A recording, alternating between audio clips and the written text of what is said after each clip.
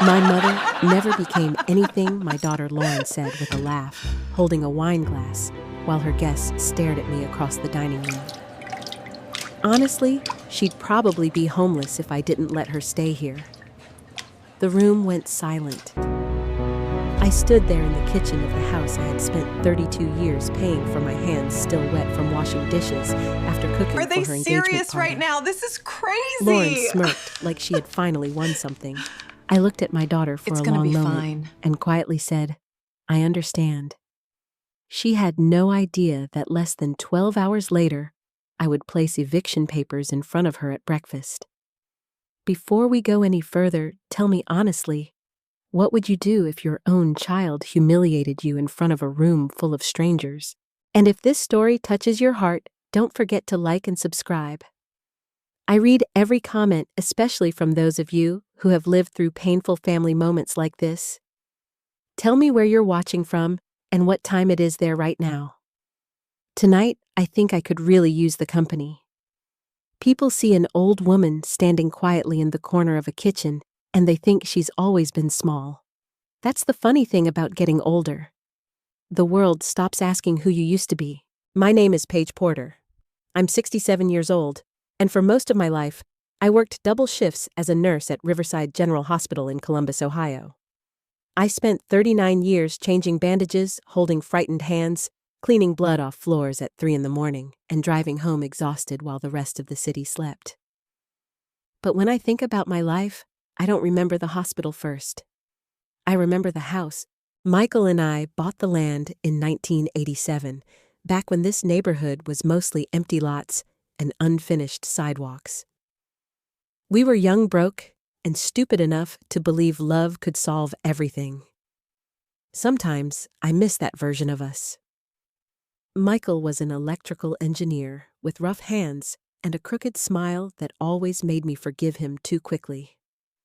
We used to sit on the hood of his truck eating fast food burgers while staring at the empty property, imagining the home we'd build there someday. "We'll grow old here," he told me once, and we almost did. The first years were hard, harder than Lauren ever knew. I worked nights while Michael worked days. We barely saw each other except during rushed breakfasts and sleepy kisses near the front door. When Lauren was born, things became even tighter financially. Daycare alone nearly crushed us. But Michael adored that little girl. He used to carry her around the house on his shoulders while pretending to be a horse. Lauren would laugh so loudly the neighbors could hear her through the windows. Back then, our house was full of noise, warm noise. Not the cold kind that echoes through large rooms after people stop loving each other. We couldn't afford contractors for most of the renovations, so Michael learned everything himself. He built the kitchen cabinets with his own hands, installed the dining room floor one summer while sweating through 3 shirts a day. Every scratch in that house carried a memory. Even the tiny burn mark near the stove came from me trying and failing to cook homemade caramel one Christmas Eve. Michael laughed so hard he nearly cried. "You're lucky you're pretty," he told me. I smiled at the memory as I stood at the sink the morning after Lauren humiliated me. Funny how memories can comfort you and break your heart at the same time. Lauren had once loved this house too. As a little girl, she used to sleep on the staircase during thunderstorms because she thought the middle of the house was safest. Every Halloween, Michael hung orange lights across the porch, while Lauren handed out candy, dressed as princesses, witches, ballerinas, whatever phase she was obsessed with that year. I gave her everything I could. Maybe too much.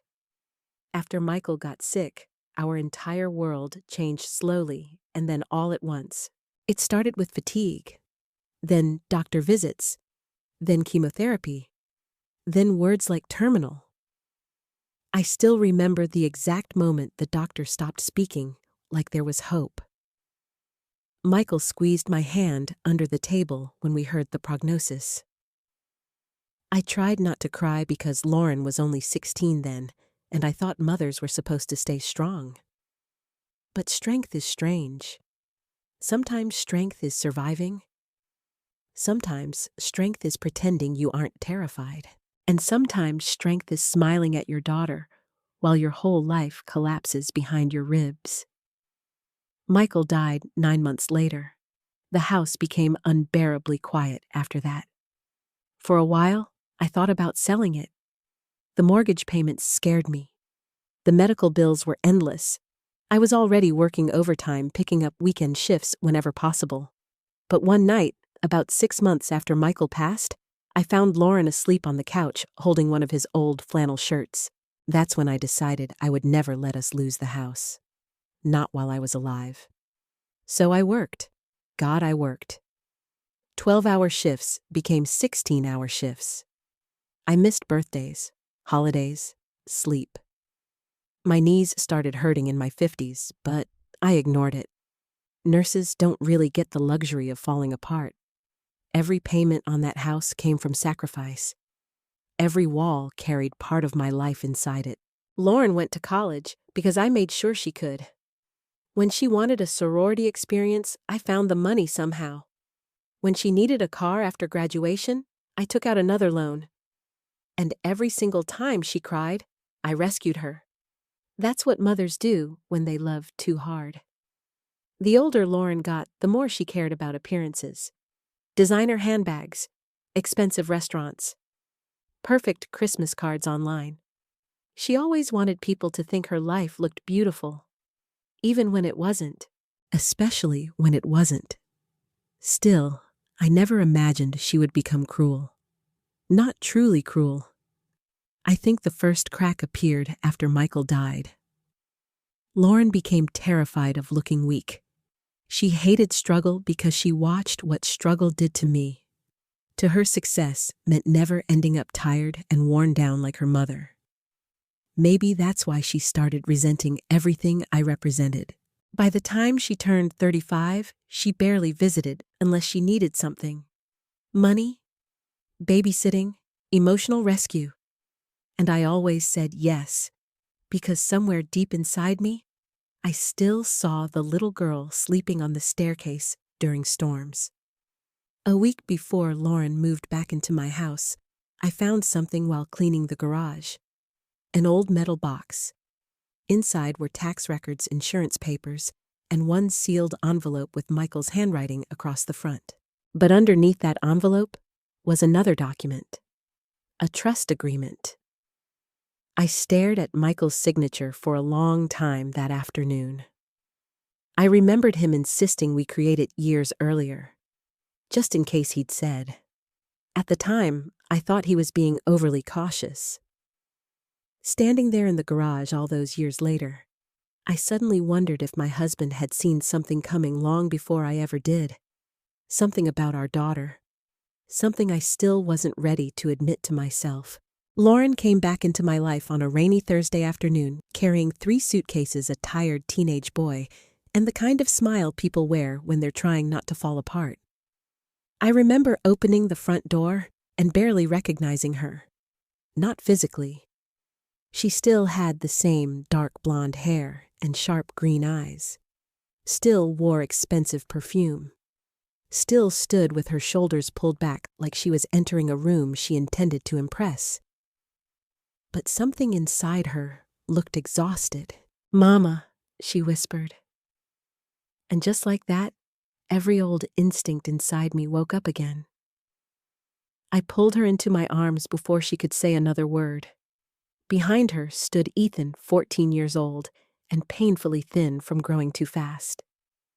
He clutched a backpack against his chest while staring awkwardly at the floor. "Hi, Grandma Paige," he said quietly. I hugged him next. Unlike Lauren, Ethan still hugged people honestly. The divorce had been finalized only 2 weeks earlier. Lauren's marriage to Daniel Bennett had collapsed after years of screaming fights, financial problems, and mutual resentment.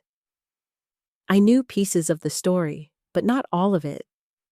Lauren hated talking about failure, especially her own. "We just need somewhere temporary," she said as we carried boxes inside. "A couple months at most."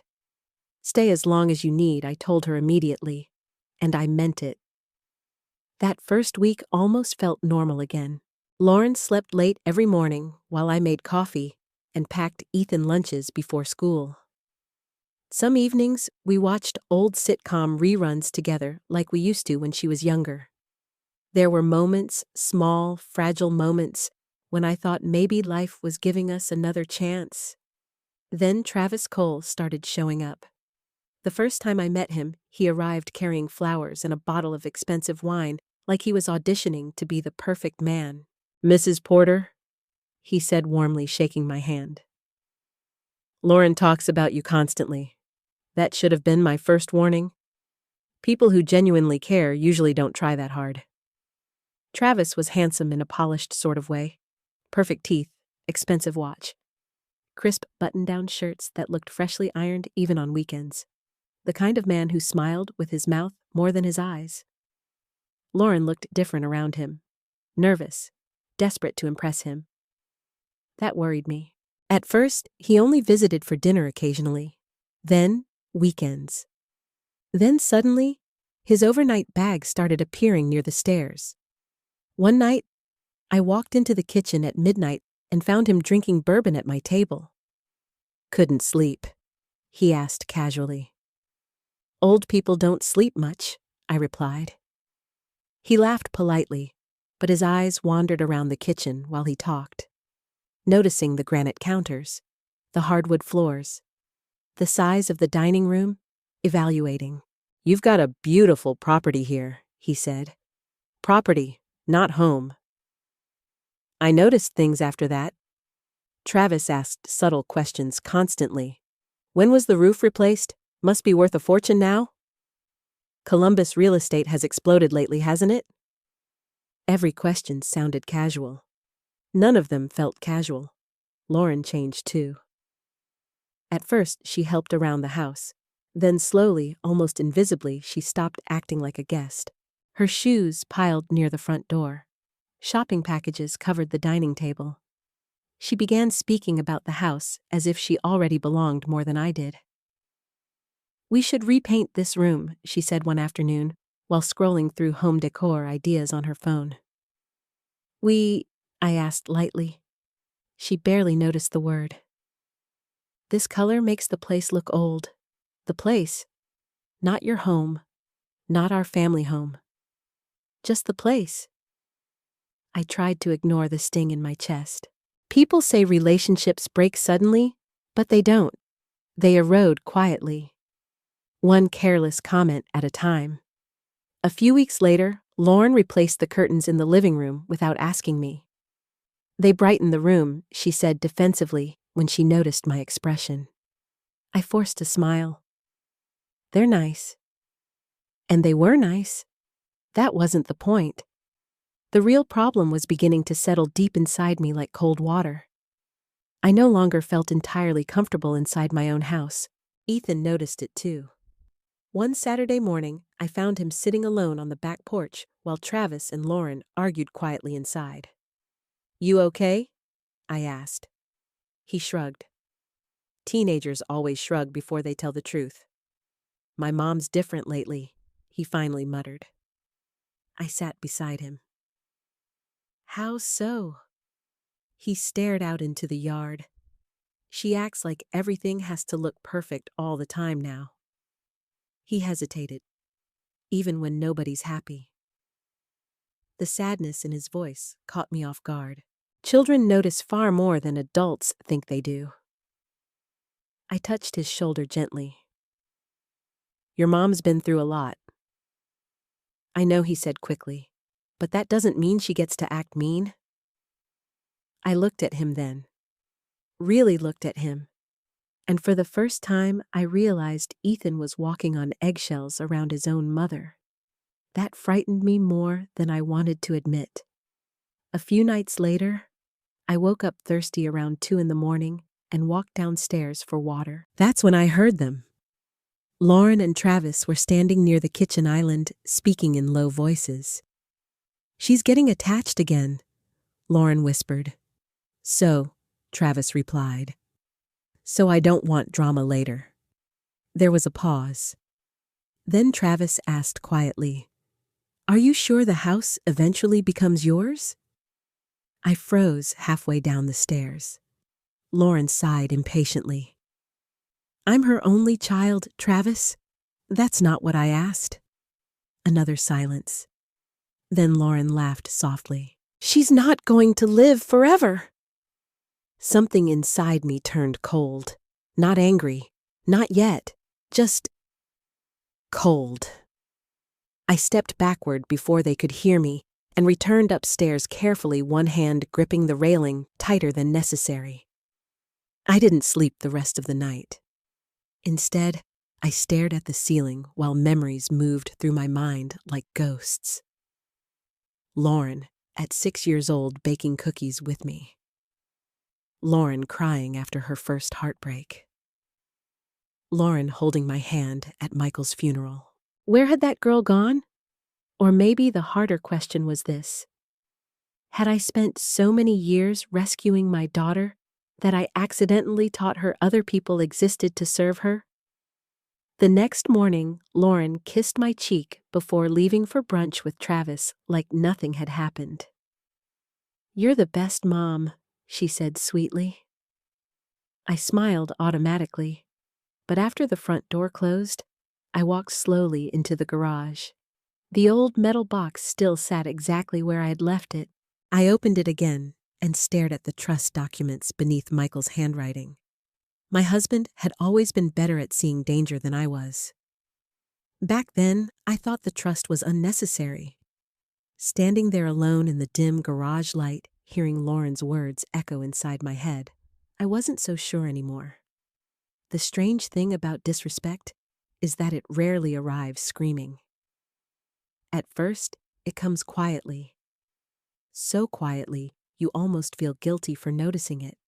A moved photograph, a sarcastic comment, a door closed just a little too hard. By the beginning of spring, I no longer recognized the rhythm of my own house. Lauren had completely rearranged the living room while I was at a doctor's appointment one Tuesday afternoon. When I came home, the beige armchair Michael used to sit in every evening was gone. So were the framed family photos from the fireplace. I stood frozen in the doorway, holding a grocery bag against my chest. Lauren barely looked up from her laptop. I donated the chair, she said casually. I blinked. You what? She sighed dramatically like I was being difficult. Mom, it smelled old, and honestly, the room needed a more modern look. My throat tightened. That chair had been the last place Michael ever sat before hospice care moved into our home. I walked slowly toward the fireplace. The framed photo from our 25th anniversary was missing too. Where are the pictures? Lauren shrugged. They're in a box somewhere. The room looked cluttered. 35 years of memories reduced to clutter. I wanted to yell. Instead, I quietly carried the groceries into the kitchen and started putting them away, because women my age were raised to survive pain silently. That's the dangerous thing about my generation. We learned endurance before boundaries. A few days later, I found Michael's old record collection stacked carelessly in the garage beside paint cans. Rainwater had leaked through a crack in the side window overnight. Several covers were ruined. I sat on the garage floor staring at the warped cardboard sleeves while grief rolled through me so suddenly I could barely breathe. Those records had survived moves, floods, financial hardship, and cancer. But they couldn't survive my daughter. Grandma. I looked up to see Ethan standing in the doorway. His expression changed immediately when he saw the tears on my face. I'm sorry, he whispered. Mom said they were taking up space. I wiped my cheeks quickly. It's all right. But it wasn't, and Ethan knew it. That boy was becoming quieter every week. One night, while Lauren and Travis were out at dinner, Ethan sat beside me at the kitchen table doing homework. You don't have to stay in your room all the time, I told him gently. He shrugged without looking up. It's easier. For who? A long pause. Everyone. That answer broke something inside me. Teenagers are supposed to be loud, annoying, messy. Ethan moved through the house like he was apologizing for existing. I wondered how long he'd been living that way. By May, Lauren had started hosting wine nights almost every weekend. Women with expensive handbags and artificially white smiles filled my dining room, laughing too loudly, while Travis played charming host. I usually stayed upstairs. Not because anyone directly told me to. At least, not at first. One Friday evening, I came downstairs wearing comfortable pajamas because I wanted tea before bed. Lauren was entertaining 6 guests in the living room. The conversation stopped when they saw me.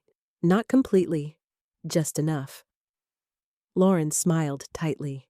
"Mom, we're kind of having an adult evening?" I looked around the room slowly. Every person there was younger than me by at least 20 years. I was only making tea. "Well," Lauren laughed awkwardly toward her friends. "You know how older people are. Once they start talking, it's impossible to escape." The guests chuckled politely. I felt heat crawl into my face. One of the women tried to change the subject, but the damage had already settled into the room. I made my tea quietly and returned upstairs. After that, I stopped coming down entirely whenever company visited. Lauren seemed relieved by the arrangement. The worst part wasn't the cruelty. It was how normal it gradually became. Travis started referring to the house as our place constantly. Our backyard would look amazing with a fire pit. We should redo our kitchen eventually. At first, I assumed he misspoke. Then I realized he wasn't misspeaking at all. One afternoon, I overheard him talking on the phone in the hallway. "Yeah, the property's worth close to $700 now," he said quietly. "Prime neighborhood, too. Property, always property. Never home." I stepped into the hallway suddenly, and he jumped slightly before forcing a smile. "Hey, Paige." I stared at him for a second too long. "You discussing real estate?" He laughed. "Just talking investments." Investment. That word stayed with me all night. Around the same time, Lauren began treating me less like family and more like an inconvenience she was embarrassed by. One morning, she handed me a list of house expectations. At first, I thought she was joking. She wasn't. If my clients come over, she explained while sipping coffee, I'd appreciate less noise downstairs. I looked at the paper. Please avoid wearing robes in shared spaces. Limit television volume after 7 p.m. Keep kitchen area clean during entertaining events. I stared at my own daughter across the table. "Lauren," I said carefully, "this is my house." Her face hardened instantly. "You don't have to say it like that." "Like what?" "Like you're holding it over my head." I almost laughed at the absurdity. Instead, I folded the paper carefully and placed it beside my coffee cup.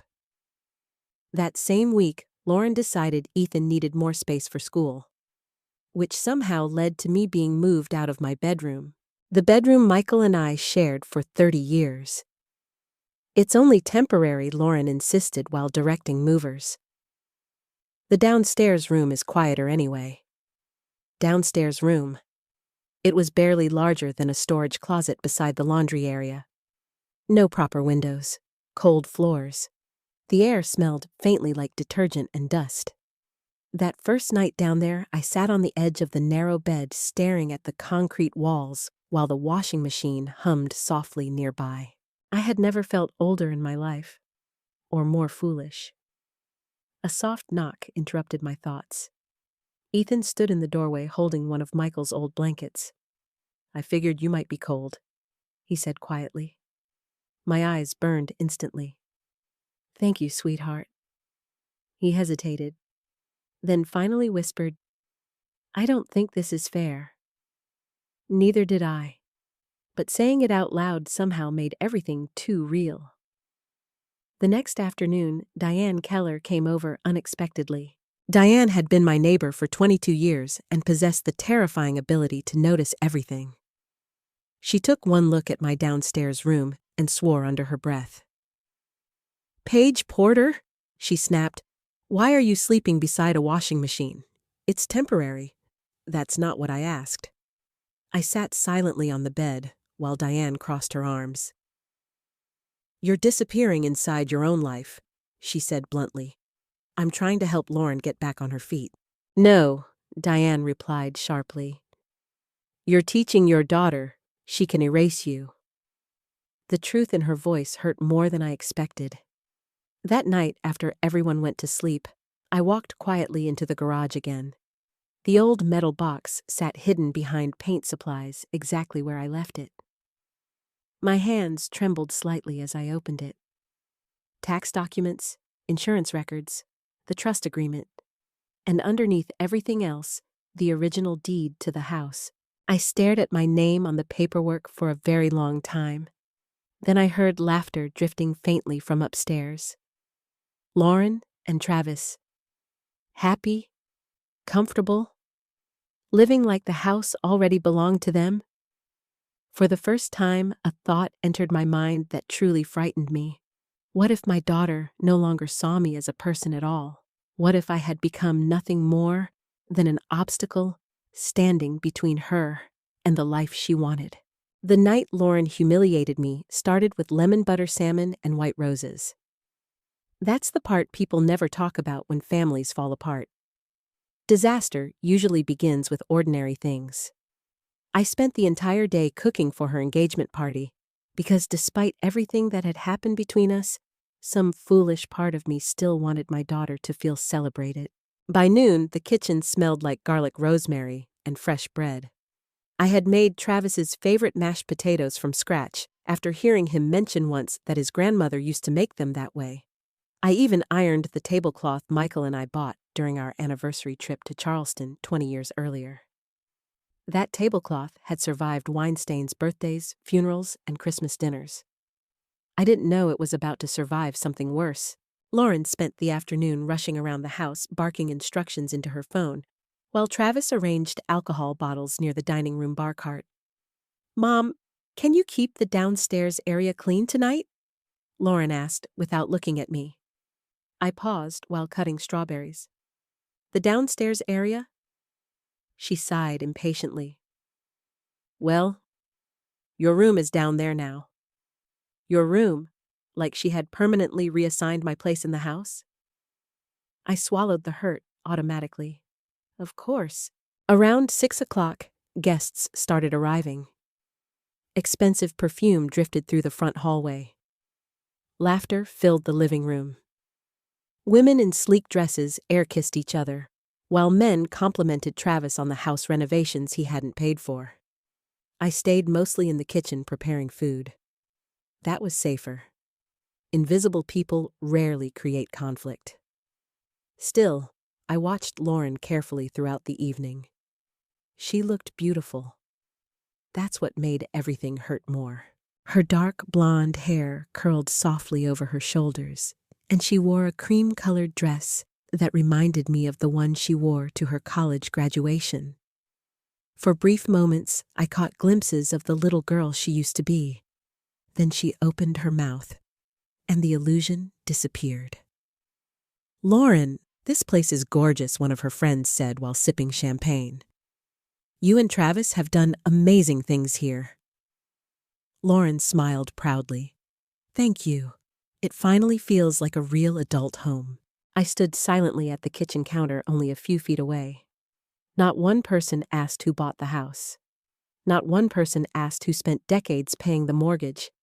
Funny how easily older women become part of the wallpaper. Around 7:30, Ethan came into the kitchen looking uncomfortable. You okay? I asked softly.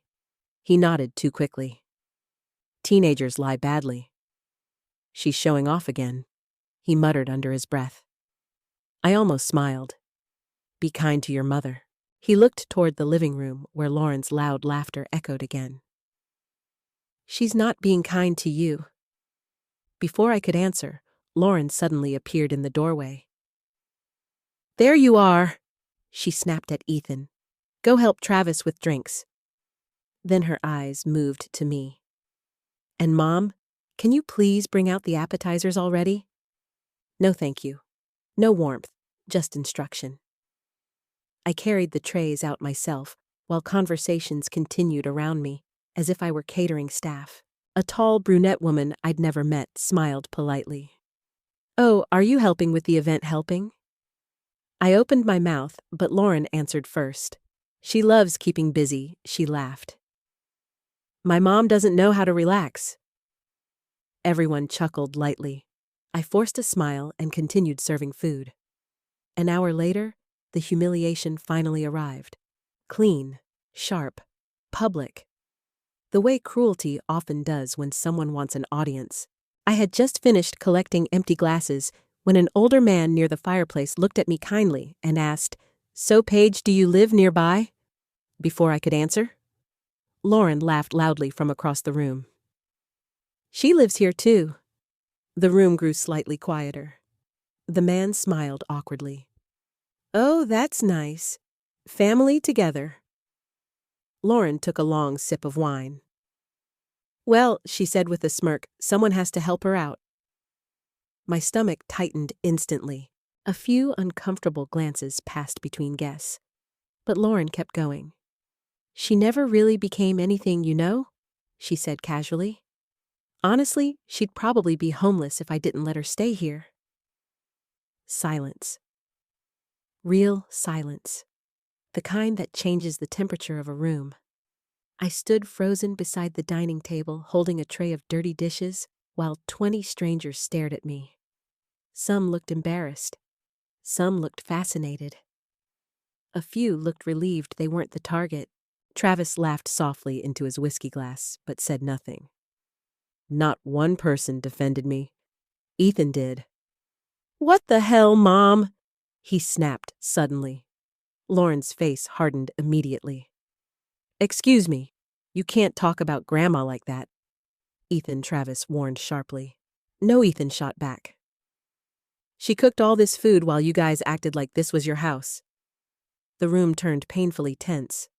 Lauren's cheeks flushed bright red. "You need to watch your tone. And you need to stop treating her like garbage," Ethan said. For one beautiful second, I saw Michael in that boy. Same courage, same instinct to protect people. Lauren stood there gripping her wine glass so tightly I thought it might crack. Then she laughed again. "Cold this time."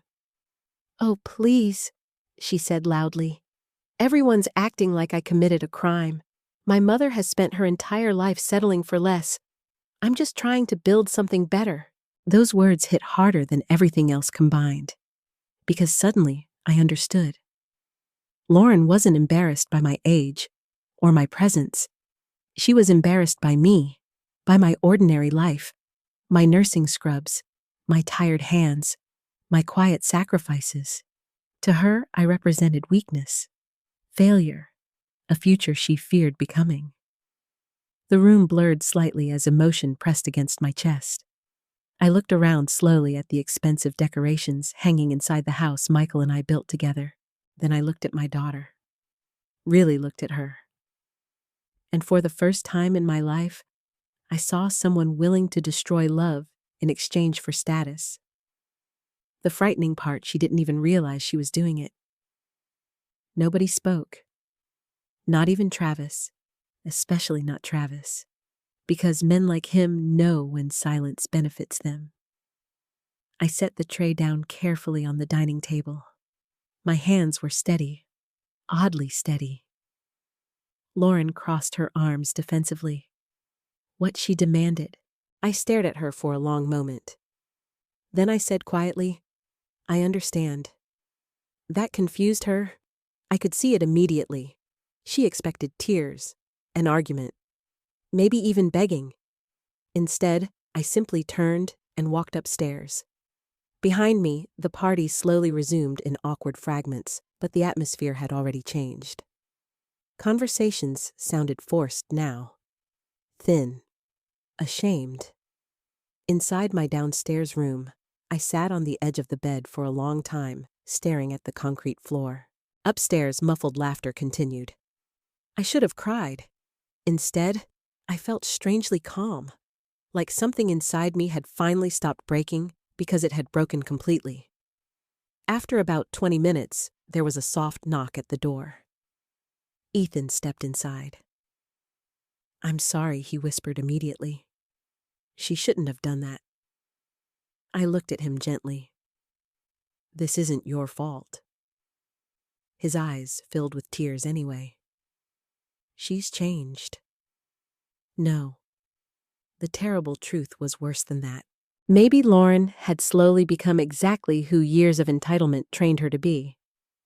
After Ethan went upstairs, I sat alone in silence. Then slowly, I reached beneath my bed and pulled out the old metal box. Inside lay the trust documents, the deed, and the legal contact information for Harold Green. My husband had once told me something shortly before cancer took his strength away. "Paige," he said, "love people deeply, but never hand someone the knife they're using to cut you." That night, for the first time in years, I finally understood what he meant. And by sunrise, my daughter's entire life was about to change. I didn't sleep after the party. Not even for a minute. The house finally grew quiet around 1:30 in the morning after the last guest left.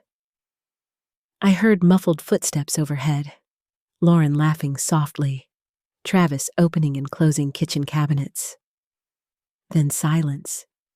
Real silence. The kind that arrives after something irreversible happens. I sat alone on the narrow bed in the downstairs room with the old metal box resting beside me. My hands stayed folded in my lap for almost an hour because I knew that once I opened the box again, everything would change. And some part of me was still grieving the daughter I thought I had. It's strange how mothers work. Even after humiliation, betrayal, disrespect. Love keeps searching for excuses. Maybe she was drunk. Maybe she didn't mean it. Maybe she's hurting. But eventually, reality becomes too loud to ignore. At around 2 in the morning, I finally opened the box. The familiar scent of old paper drifted upward instantly. Tax records, insurance policies, mortgage statements dating back decades, proof of a lifetime. Beneath them sat the trust agreement Michael insisted we sign nearly 15 years earlier. I carefully unfolded the document. Porter Family Residential Trust.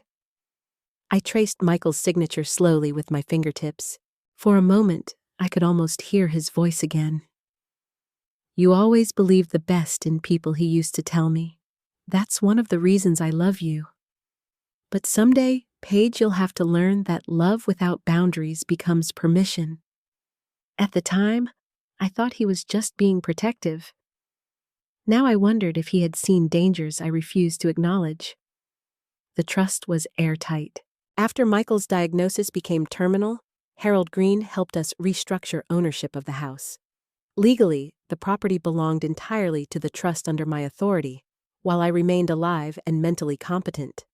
No spouse, no child, no outside claim, only me. My eyes burned as I read the lines again. Not because of relief, because of heartbreak. Lauren truly believed she could erase me from my own life, and somehow, I had helped create that belief. I leaned back against the wall and closed my eyes.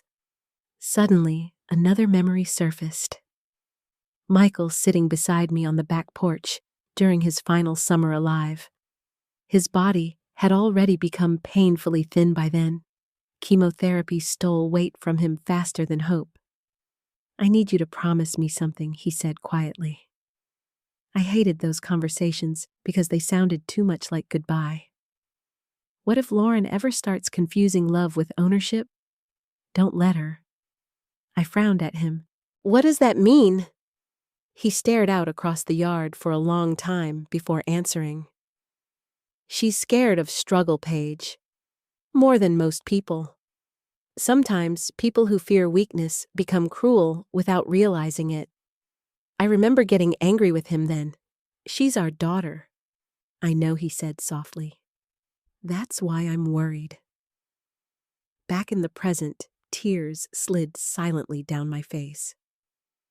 Michael had seen pieces of Lauren long before I was willing to. The hardest part of parenthood isn't raising children. It's accepting who they become when you can no longer control the outcome. Upstairs, I heard footsteps again around 3 o'clock. Heavy, careless, Travis. A cabinet slammed shut, then laughter. I sat there in the cold downstairs room while another man walked comfortably through the home my husband built with his own hands. Something inside me finally hardened. Not my heart, just my resolve. I reached for my phone and stared at Harold Green's number for several seconds before calling. To my surprise, he answered on the second ring. "Paige." His voice sounded groggy. "Is everything all right?" "No," I whispered. Silence filled the line instantly. Harold had been Michael's friend before he was ever our lawyer. He knew our family history almost as well as I did. What happened? And suddenly I told him everything. Lauren moving me downstairs, the comments, the manipulation, the dinner party, the humiliation. By the end, my voice barely sounded like my own. Harold remained quiet for a long moment after I finished. Then he asked gently, "Do you feel unsafe?" I thought carefully before answering. "No." Another pause. "But I don't feel respected," I admitted, "and I don't think they plan on leaving." Harold exhaled slowly. "The trust fully protects the property, Paige. Legally, Lauren has no claim whatsoever." Hearing it spoken aloud made my chest ache, not because I doubted him, because my daughter apparently had. "I don't want revenge," I whispered. "I know. I just—" My voice cracked. "I can't live like this anymore." "You don't have to." The simplicity of that sentence nearly broke me. You don't have to. For months I had behaved like survival required surrender. Like motherhood meant permanent sacrifice.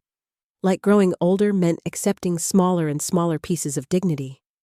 Maybe that wasn't true. Harold's tone became firmer. "If you want them removed, I'll prepare the paperwork immediately." I looked around the cramped downstairs room. At the concrete walls, the washing machine, the tiny bed beside stacked storage bins. Then I pictured Lauren standing in my dining room calling me a failure while strangers stared at me with pity. And finally, for the first time, anger arrived. Not explosive anger, not screaming anger. The quiet kind, the dangerous kind, the kind born after grief runs out of excuses. "Yes," I said softly. "I want the paperwork." After we hung up, I sat motionless for a while, listening to the hum of the dryer nearby. My entire body felt heavy, not guilty, just exhausted. Around 4:30 in the morning, there was another soft knock at my door. Ethan stepped inside wearing sweatpants and a hoodie. His eyes widened slightly when he saw me awake. "You okay, Grandma?" I forced a small smile. "Couldn't sleep." He nodded slowly, like he understood more than he should at his age. Then he noticed the papers scattered beside me. "What's that?" I hesitated. Children deserve honesty, but they also deserve protection. "Adult problems," I answered quietly. He looked down at the floor. "Mom's been acting different since the divorce." I stayed silent. "She wasn't always like this," he continued softly. "At least, I don't think she was." That hurt more than he realized. Because if your own child no longer recognizes you, something inside the family has already shattered. Ethan sat carefully at the edge of the bed. "She shouldn't have said those things tonight." I swallowed hard. "No," I admitted, "she shouldn't have." His voice became very small. "Are we going to have to leave?" There it was, the question waiting beneath everything. I looked at that boy, the boy who still carried kindness despite living inside so much tension, and my heart nearly collapsed. "I don't know yet," I said honestly. He nodded once. Then after a long silence, he whispered, "I think maybe she needs consequences." I stared at him, not because he was wrong, because he was right. And hearing that truth from a 14-year-old felt devastating. After Ethan went back upstairs, dawn slowly began creeping through the tiny basement window. I stood, walked upstairs quietly, and made coffee in the kitchen I once loved. The house looked different in early morning light. Colder, temporary, as if the walls themselves already knew something was ending. At exactly 7:15, my phone buzzed. A message from Harold. "The documents are ready." I stared at the screen for several seconds. Then I closed my eyes briefly and whispered something I never thought I would say about my own daughter. Enough. The morning I handed my daughter eviction papers began with coffee and sunlight. Beautiful, ordinary sunlight. That felt almost cruel somehow. After a night without sleep, I stood alone in the kitchen, watching pale gold light spill across the hardwood floors Michael installed himself 20 years earlier. Dust floated lazily through the air while the coffee maker hissed softly beside me. The house looked peaceful, like families inside it didn't destroy each other. I wore one of my old blue cardigans and pearl earrings that morning. I don't know why I chose the earrings. Maybe because Michael once told me they made me look elegant, or maybe because somewhere deep inside, I needed to remember I still deserved dignity. The envelope sat on the kitchen table beside Lauren's favorite ceramic mug. Plain white, official, heavy. I had already signed everything. 30-day eviction notice, formal legal documentation. Harold had emailed copies before sunrise and driven over personally at 6:30 to make sure every page was correct. "You still have time to change your mind," he told me quietly before leaving. I looked at the envelope. "No," I said, but even then my chest hurt so badly, I thought it might split open. At around 8 o'clock, Lauren finally came downstairs wearing silk pajamas and messy makeup from the night before. For one brief second she looked young again, human again. Then she saw me sitting at the table and immediately frowned. "You're up early. I couldn't sleep." She opened the refrigerator casually. "God, my head is killing me." I said nothing. Lauren poured herself coffee before finally noticing the envelope. "What's that?" I folded my hands carefully in my lap. Something important. Still half distracted, she picked it up and opened it while sipping coffee. The change in her face happened slowly. Confusion first, then disbelief, then laughter, actual laughter. "Oh my God," she said, shaking her head. "Are you serious?" I remained calm. "As serious as you were last night?" Lauren tossed the papers onto the table dramatically. "You cannot be doing this. I already have. This is insane." "No," I replied quietly. "What happened last night was insane." Her jaw tightened instantly. "You're overreacting because of one stupid comment." "One comment," I looked at her steadily. "You moved me into a basement laundry room, Lauren. That was temporary. You erased your father from this house. That's not true. You told strangers I'd be homeless without you." Her face flushed bright red. "Oh, please, Mom. Everybody says things at parties. Not everybody humiliates their mother for entertainment." The silence between us thickened. Lauren crossed her arms defensively. "You're trying to punish me." "No," I said softly. "I'm protecting myself."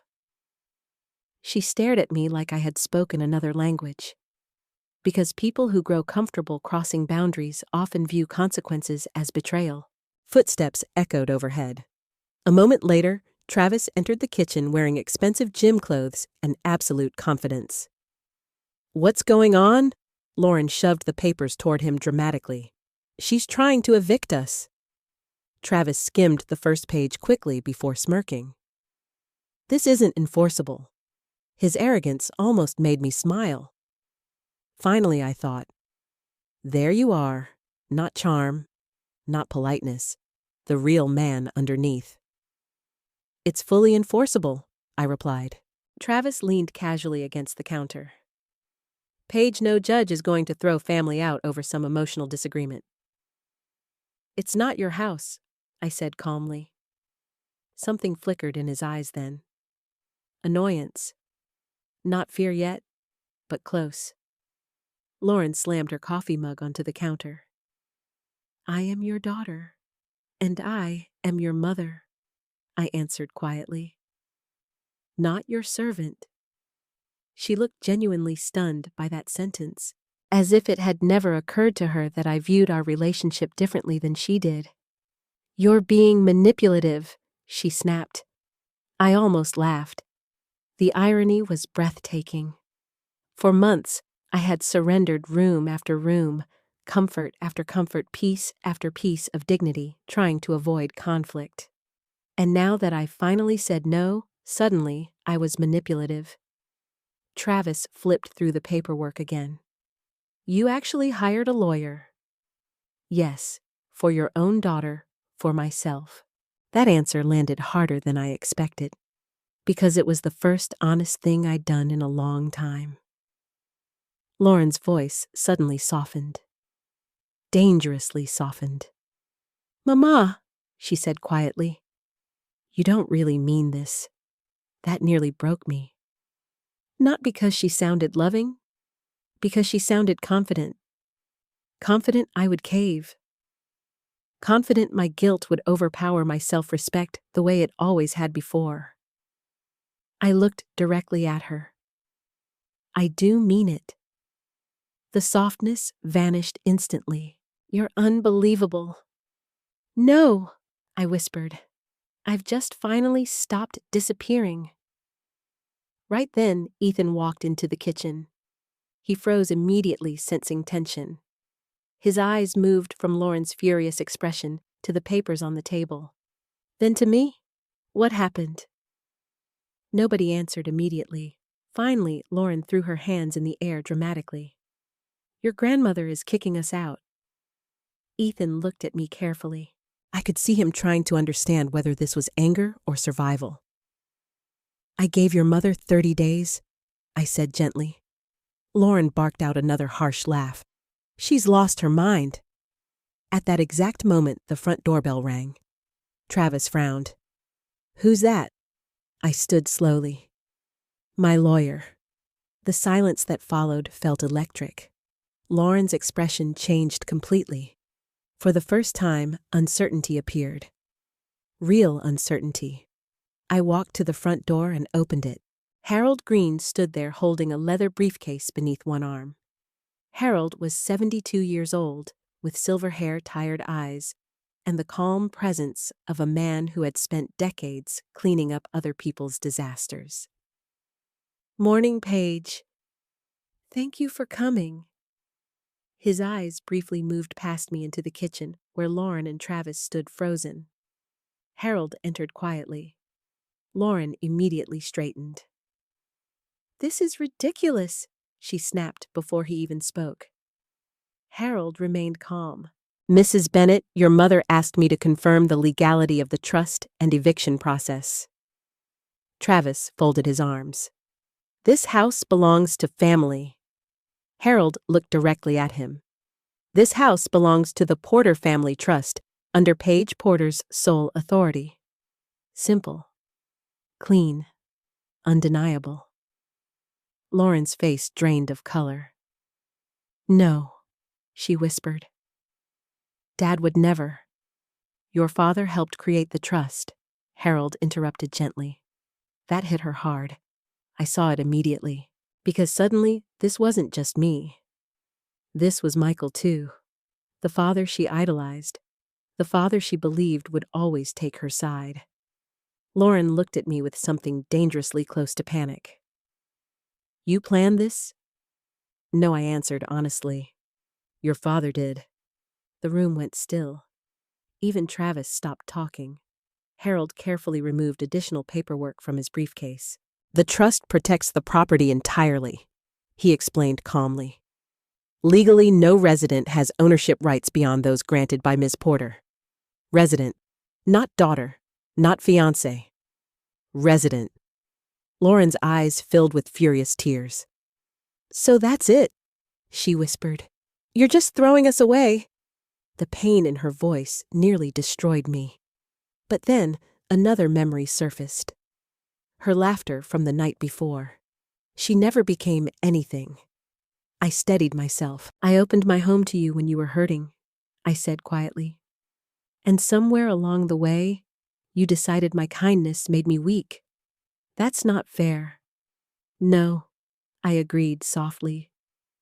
What you did to me wasn't fair. Ethan stood motionless near the hallway, watching all of us unravel in real time. And for the first time in months, I noticed something strange inside myself. Not guilt. Grief, yes. Heartbreak, absolutely. But underneath it, relief. Tiny, fragile, but real. Because after months of slowly disappearing inside my own home, I had finally said the one word mothers like me are rarely allowed to say. Enough. Lauren called the police 3 hours after I handed her the eviction papers. Not immediately. First came denial, then screaming, then crying, then manipulation. And when none of those worked, she reached for humiliation. Again. You're sick, she snapped at me around noon while pacing the kitchen. This isn't normal behavior. I sat quietly at the dining table folding laundry because after years of working in emergency rooms, I had learned something important. The calmer you remain, the more unstable, dishonest people appear. Travis stood beside her, pretending to be the reasonable one. Paige, he said smoothly, everyone's emotional right now. Let's not make permanent decisions based on temporary conflict. Funny. Men like Travis always call consequences emotional once they stop benefiting from someone else's kindness. I've already made my decision, I replied calmly. Lauren slammed both hands against the counter. You're doing this because you're lonely? No, I said softly. I'm doing this because I finally realized I deserve peace. That only made her angrier. Because people who need control become furious when calm no longer bends for them. By early afternoon, the tension inside the house felt unbearable. Ethan stayed upstairs almost the entire day. I heard Travis and Lauren arguing privately behind closed doors several times. Sharp whispers. Cabinet doors slamming. Footsteps pacing. Then around 3 o'clock, Lauren suddenly stormed into the living room holding her phone. You know what she snapped? Maybe somebody else needs to see this situation. I looked up from my book slowly. What situation? The fact that you're clearly not mentally stable. There it was. The next weapon. Age. I felt my stomach tighten, but I kept my expression neutral. Lauren began dialing. Who are you calling? I asked quietly, even though I already knew. The police. For one brief moment, pain flashed through me so sharply, I almost couldn't breathe. Not because I feared the police, because my own daughter was trying to turn my age against me. After everything I had sacrificed to protect her throughout her life, she was now attempting to paint me as confused and unstable simply because I refused to surrender my home. I thought that realization would make me hate her. Instead, it just made me profoundly sad. Lauren put the call on speaker dramatically. Yes, she told the dispatcher. I'm concerned about my elderly mother. She's behaving irrationally and threatening to throw family out of the house. Threatening. Interesting choice of words, considering the house legally belonged to me. I remained silent while she spoke.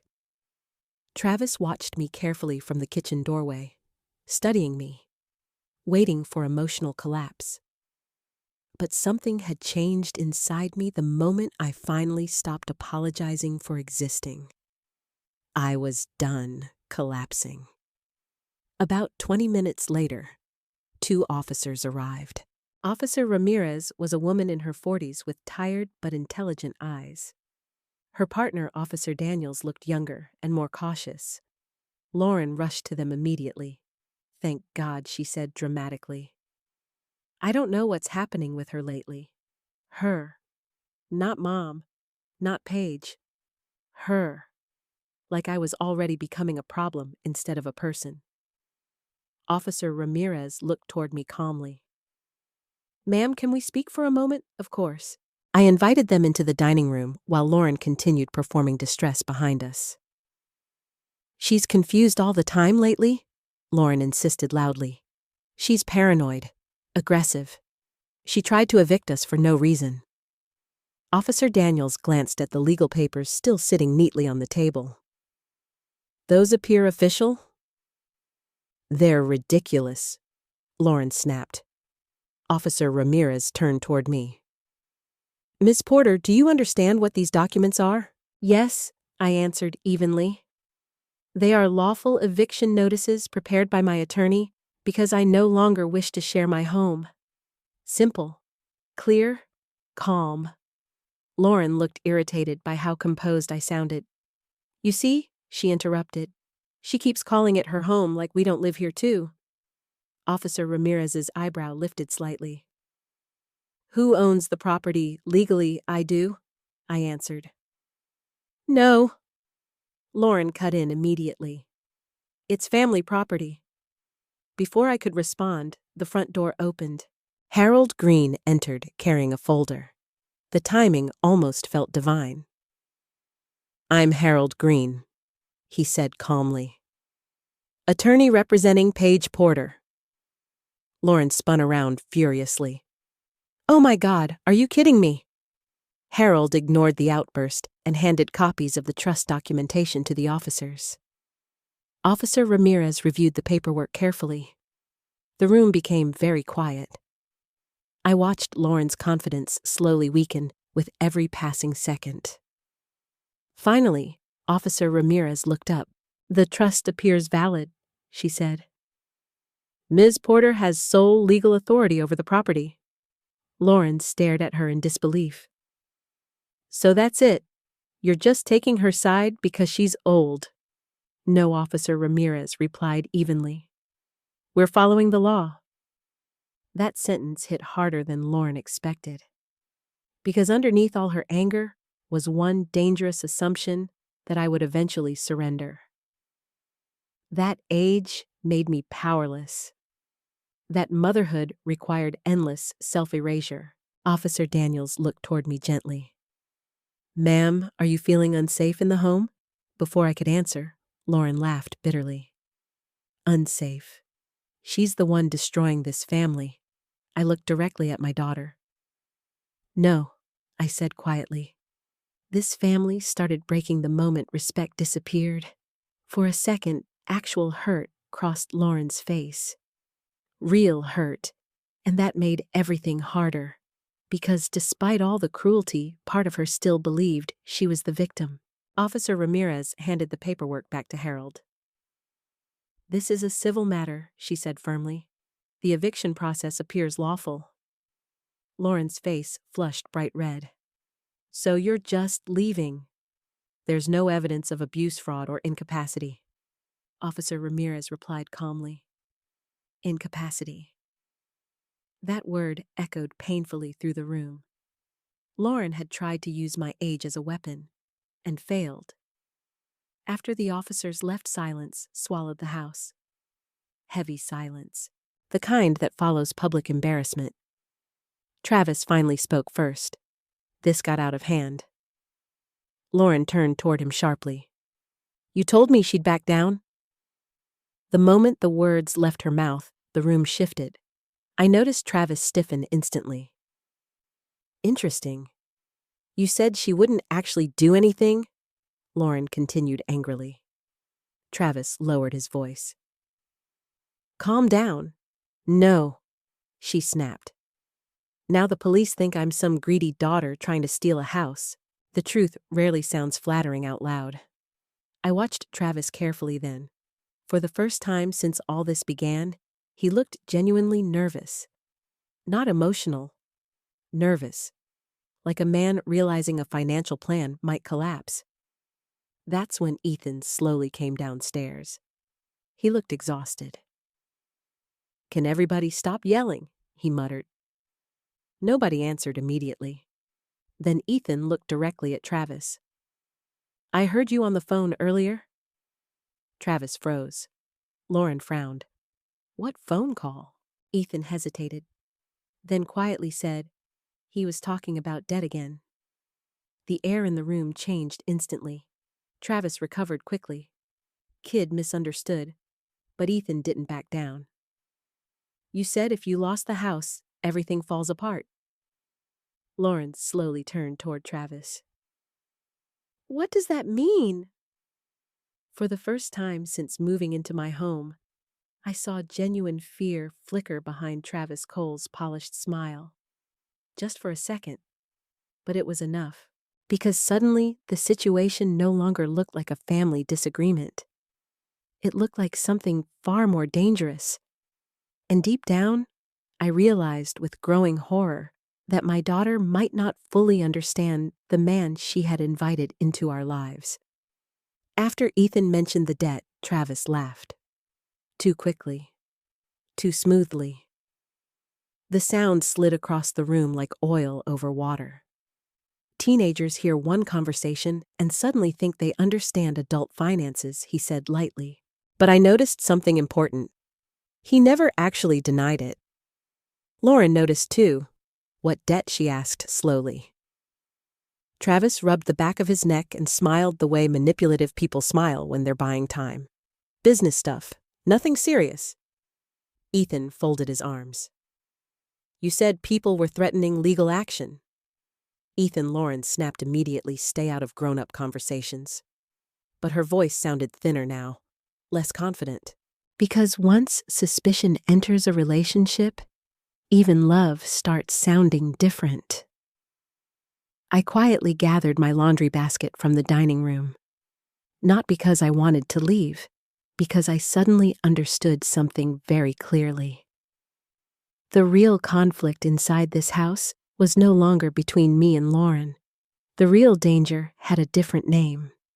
That evening, Travis left the house for several hours after another tense argument with Lauren behind closed doors. The walls in old homes are thinner than people realize. "You told me your mother would never do this," Lauren hissed upstairs. "And I told you to handle her before things escalated." Handle her. Not talk to her, not respect her. Handle her. I sat downstairs in silence while something cold settled deeper inside me. By 10 o'clock, Lauren stopped speaking entirely. Cabinets opened and closed upstairs. Heavy footsteps crossed the hallway repeatedly. Every sound carried panic now. For the first time since moving back home, my daughter looked afraid. Not of losing me, of losing the house. That realization hurt more than anything else. The next morning, I found Ethan sitting alone at the kitchen table eating cereal before school. Dark circles hung beneath his eyes. "You didn't sleep much," I said gently. He shrugged. "Neither did Mom." I poured coffee slowly. "Do you want to talk about it?" Ethan hesitated before quietly reaching into his backpack. "I found this." He handed me several folded papers. At first, I assumed they were school assignments. Then I saw Travis's name, bank notices, past due statements, final warnings. My stomach tightened instantly. One document listed over $90,000 in unpaid business loans. Another referenced pending legal collections. And beneath everything else sat a printed email exchange discussing refinancing opportunities tied to future marital property assets. I read that line twice, then 3 times. My hands suddenly felt cold. "Where did you get these?" Ethan looked ashamed. He left his laptop open. "You shouldn't snoop through people's private things. I know." His voice cracked slightly. "But he scares me." That stopped me completely. I looked at him carefully. "Has he hurt you?" No. Ethan shook his head quickly. Not like that. He searched for words. Everything with him feels fake. Children know. Godchildren always know. Adults ignore instinct because we're trained to rationalize behavior. Kids notice energy long before logic catches up. I carefully folded the papers again. Does your mother know about this? I don't think so.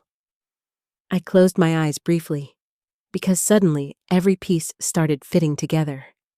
The obsession with the house, the pressure, the entitlement, the urgency behind Travis's charm. He hadn't fallen in love with stability. He had fallen in love with property. That afternoon, while Lauren showered upstairs, Travis cornered me alone in the kitchen. The mask was slipping now. I could see it clearly. No warm smile, no fake politeness. Just irritation. You're making things harder than they need to be, he said quietly. I continued slicing apples calmly. I disagree.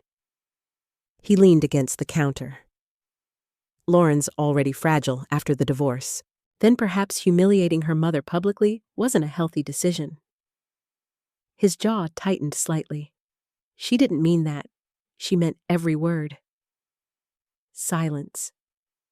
Then his voice lowered. You know, families usually help each other instead of threatening eviction. I finally looked directly at him. And decent men usually don't calculate the value of homes that don't belong to them. Something dangerous flickered behind his eyes. Gone almost instantly, but I saw it. Travis straightened slowly. You think you know me? No, I answered honestly. I think I'm starting to. He stared at me for several seconds before leaving the room without another word. That night, Diane Keller came over carrying a casserole dish and neighborhood gossip the way she always did. But the moment she sat down, her expression changed. What happened here? She asked quietly. I tried avoiding details.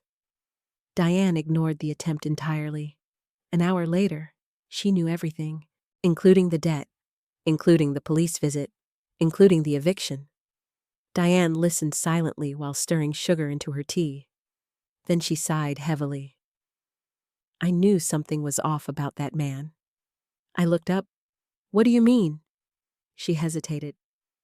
I didn't want to interfere before. Diane.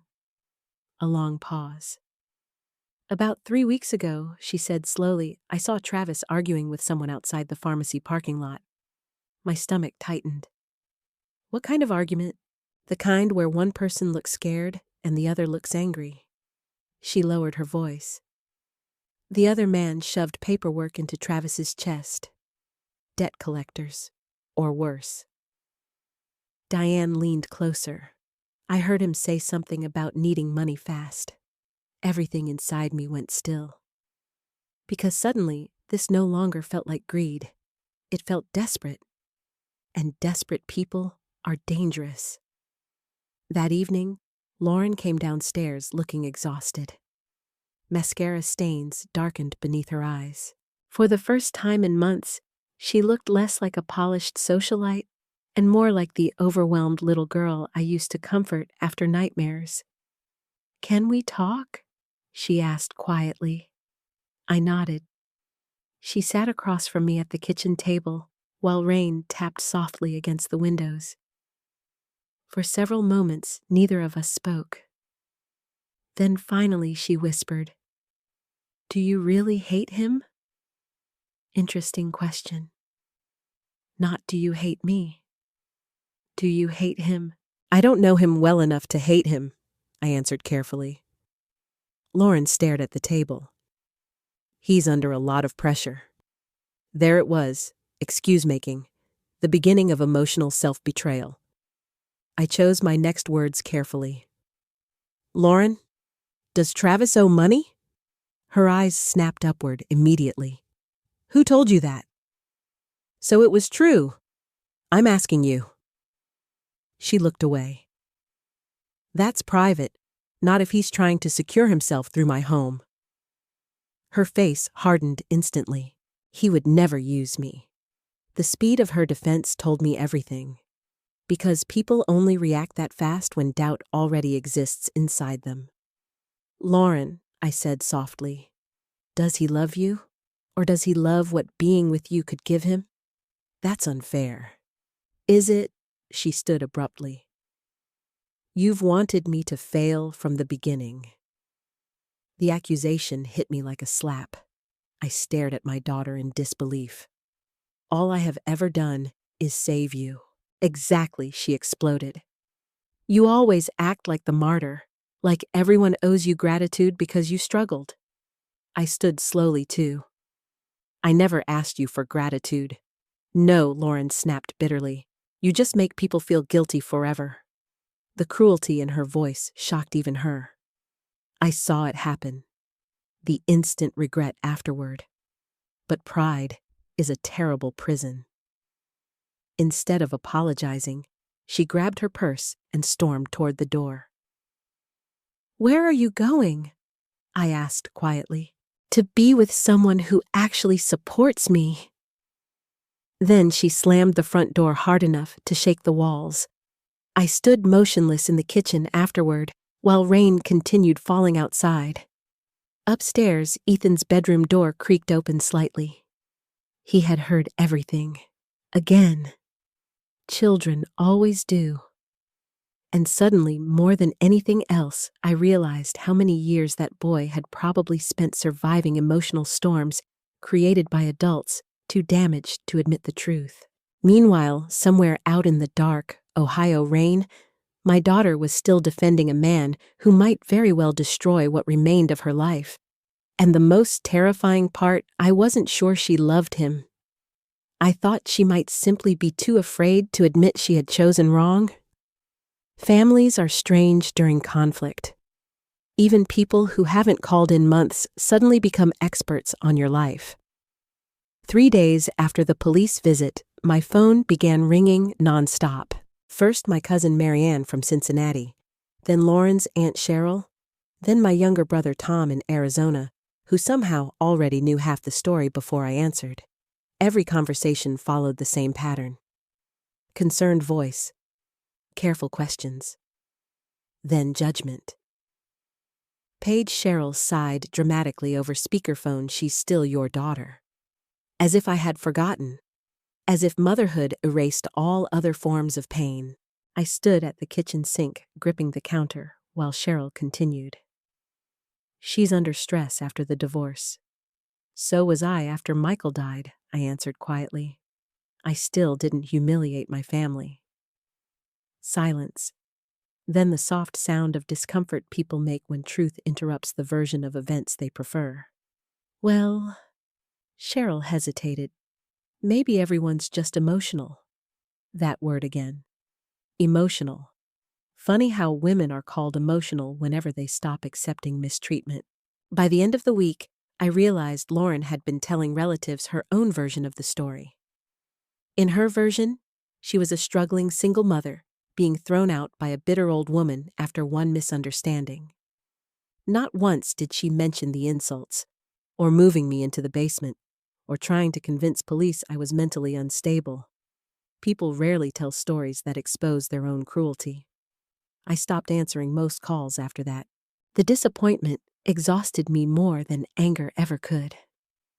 One afternoon, I sat alone on the back porch, wrapped in Michael's old flannel blanket, while rain clouds drifted over the neighborhood. The air smelled like wet grass and summer storms. For the first time in years, I truly questioned myself. Had I gone too far? That question haunted me constantly now. Not because I doubted the legality of my decision. Because I was still a mother, and mothers are trained to feel guilty anytime they choose themselves. I closed my eyes and listened to distant thunder. Then suddenly, I remembered something from years earlier. Lauren, at 9 years old, refusing to apologize after pushing another little girl at school. She embarrassed me first, Lauren had insisted stubbornly. back then, Michael sat her down gently and said something I never forgot. Being hurt doesn't give you permission to hurt people back. At the time, Lauren cried and apologized sincerely. Now I wondered when accountability stopped reaching her heart. The back door creaked softly behind me. I opened my eyes to find Ethan standing there holding 2 mugs of tea. "One for you," he said quietly. I smiled faintly. "You're becoming very thoughtful." He shrugged and sat beside me. For a while, we just listened to the rain together. Then Ethan finally spoke. "Mom told Aunt Cheryl you're trying to destroy her life." I looked down into my tea. "Do you think I am?" he answered immediately. "No." The certainty in his voice nearly broke me. "She's angry," he continued softly, "but I think she's mostly scared." Of what? His jaw tightened slightly. Being a failure. The irony hit me so hard I almost laughed. Lauren had spent years terrified of becoming me, and in the process, she had become someone far lonelier. Inside the house, voices suddenly rose upstairs. Lauren and Travis, arguing again. Their fights had become more frequent recently. Sharper, too. Less controlled. "You promised me this would work," Lauren shouted. "I'm trying to fix it."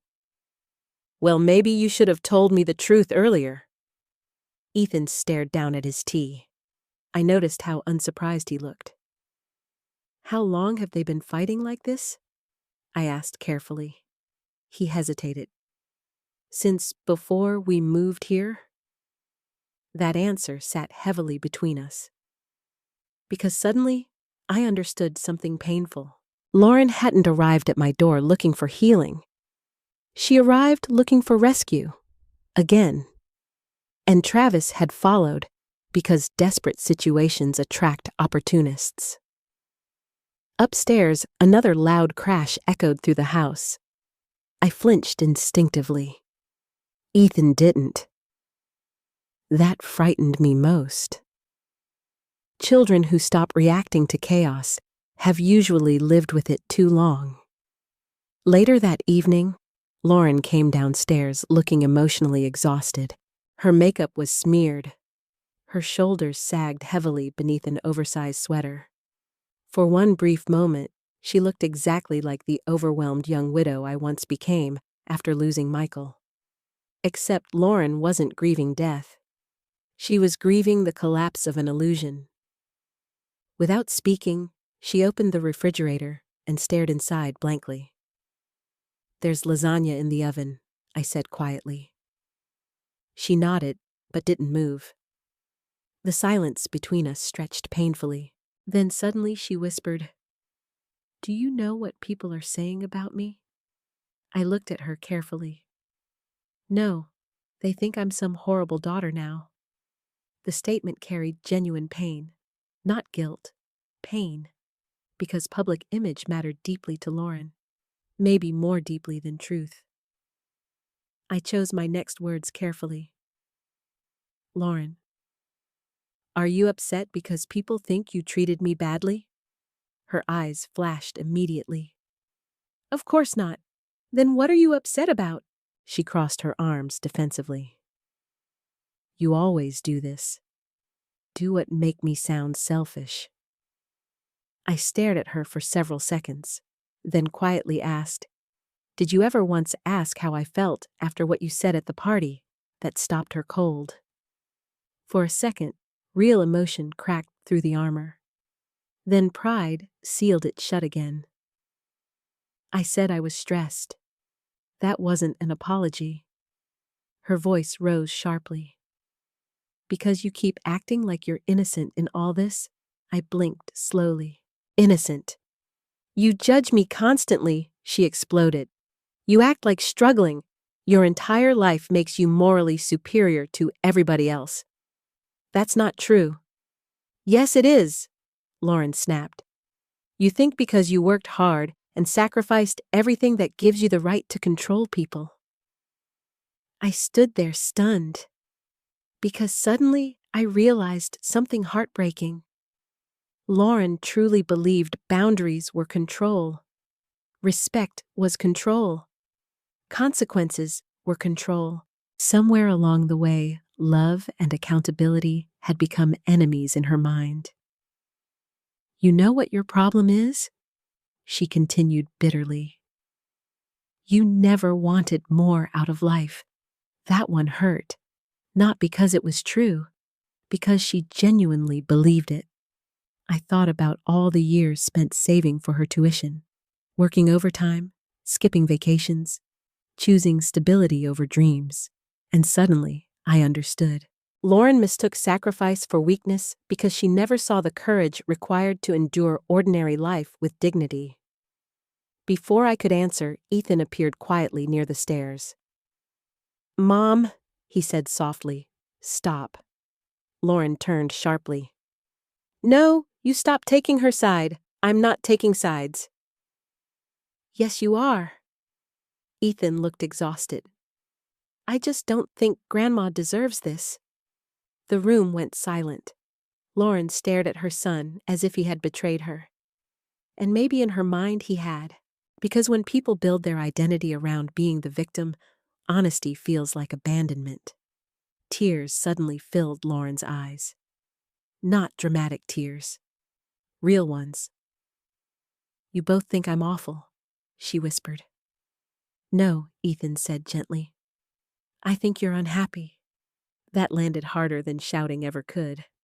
Lauren looked away immediately. And in that moment, for the first time in months, I saw something beneath all the anger. Not cruelty. Fear. Deep, aching fear. The kind that grows inside people who build their entire identity around looking successful because they secretly feel broken underneath. But fear doesn't excuse cruelty. And love doesn't survive without truth. Upstairs, Travis's phone began ringing again. Again. Again. 3 calls in less than 5 minutes. Lauren heard it too. And judging by the expression on her face, she was finally beginning to realize that whatever storm had entered our home, it was much bigger than me. The video appeared online on a Tuesday morning. I was watering the hydrangeas near the front porch when Diane Keller came rushing across the street wearing slippers in panic. "Paige," she called breathlessly. "Have you looked at Facebook today?" I frowned immediately. No. Why Diane stopped beside me holding her phone tightly. For once in her life, she seemed unsure whether to speak. "That woman from the engagement party," she finally said. "Vanessa Miller." A cold feeling settled into my stomach instantly. "What about her?" Diane slowly turned the screen toward me. And there I was, standing in my own dining room holding a tray of dishes while Lauren laughed in front of strangers. She never really became anything. The sound of my daughter's voice felt worse the second time. Maybe because now I could see my own face too. The silence, the humiliation. The moment something inside me broke. I watched only 30 seconds before looking away. "How many people have seen it?" Diane winced slightly. "Too many." My hands trembled around the watering hose. Not from embarrassment, from grief. Because suddenly the worst moment of my relationship with my daughter no longer belonged only to us. Now strangers were watching it during lunch breaks and bedtime scrolling sessions, shaking their heads at the cruel daughter and the sad old woman. I felt exposed in a way I had never experienced before. Diane touched my arm gently. "People are supporting you." But that didn't comfort me. I didn't want support from strangers. I wanted my daughter back. Inside the house, I heard yelling before I even reached the front door. Lauren, screaming. The moment I stepped into the kitchen, she spun toward me with tear-streaked makeup and fury burning in her eyes. "Did you know about this?" I blinked. "No. That woman posted the video everywhere." Travis paced nearby with his phone pressed against one ear while muttering curses under his breath. Lauren shoved her screen toward me. Comments flooded beneath the video. How could anyone treat their mother like this? That poor woman deserves better. The daughter sounds disgusting. Some comments were crueler, others painfully accurate. One line stood out sharply in my mind. You can tell the mother spent her whole life sacrificing for someone ungrateful. Lauren looked devastated, not reflective, devastated, because public shame had finally entered her perfect world. My coworker saw it, she whispered hoarsely. Do you understand that I stared at her carefully? And do you understand what it felt like to live it? The question landed hard. For a second, guilt flickered across her face. Then anger buried it again. You're loving this, she snapped. The accusation stunned me. Lauren, you wanted everyone to hate me. No. My voice cracked softly. I wanted you to stop hurting me. But she couldn't hear that yet. People drowning in shame often confuse accountability with attack. Travis finally ended his phone call violently. This is a disaster. Interesting. Not heartbreaking. Not painful. A disaster. Like public exposure mattered more than human damage. Lauren turned toward him desperately. What do we do? Travis rubbed both hands over his face. You need to stay offline for a while. Need, not we. You. I noticed the shift immediately, and apparently so did Lauren. You said this would blow over, she whispered. It will if you stop panicking. Her expression hardened slightly. Easy for you to say? That surprised him. Just a little, but enough for me to notice. The cracks between them were widening now. By afternoon, the situation worsened. Neighbors began staring when Lauren left the house. Someone at the grocery store apparently recognized her from the video and whispered loudly enough for her to hear. She returned home shaking with humiliation. I can't even go outside, she muttered while pacing the living room. I sat quietly nearby, sewing a loose button back onto one of Michael's old shirts. Not because the shirt mattered, because routine helped steady me. Lauren suddenly stopped pacing. Why aren't you saying anything? I looked up slowly. What would you like me to say I don't know? She exploded. Something like what? That the internet was cruel? It was. That public humiliation hurts, I already knew that. You think I deserve this? She whispered bitterly. I set the shirt down carefully. No, I answered honestly. I think you needed to understand your words had consequences. Tears filled her eyes again. You always make yourself the victim. That sentence exhausted me more than anger ever could. Because nothing wounds relationships faster than refusing to acknowledge pain you caused. Before I could answer, Ethan entered the room holding his backpack after school. He looked immediately between us. What happened now?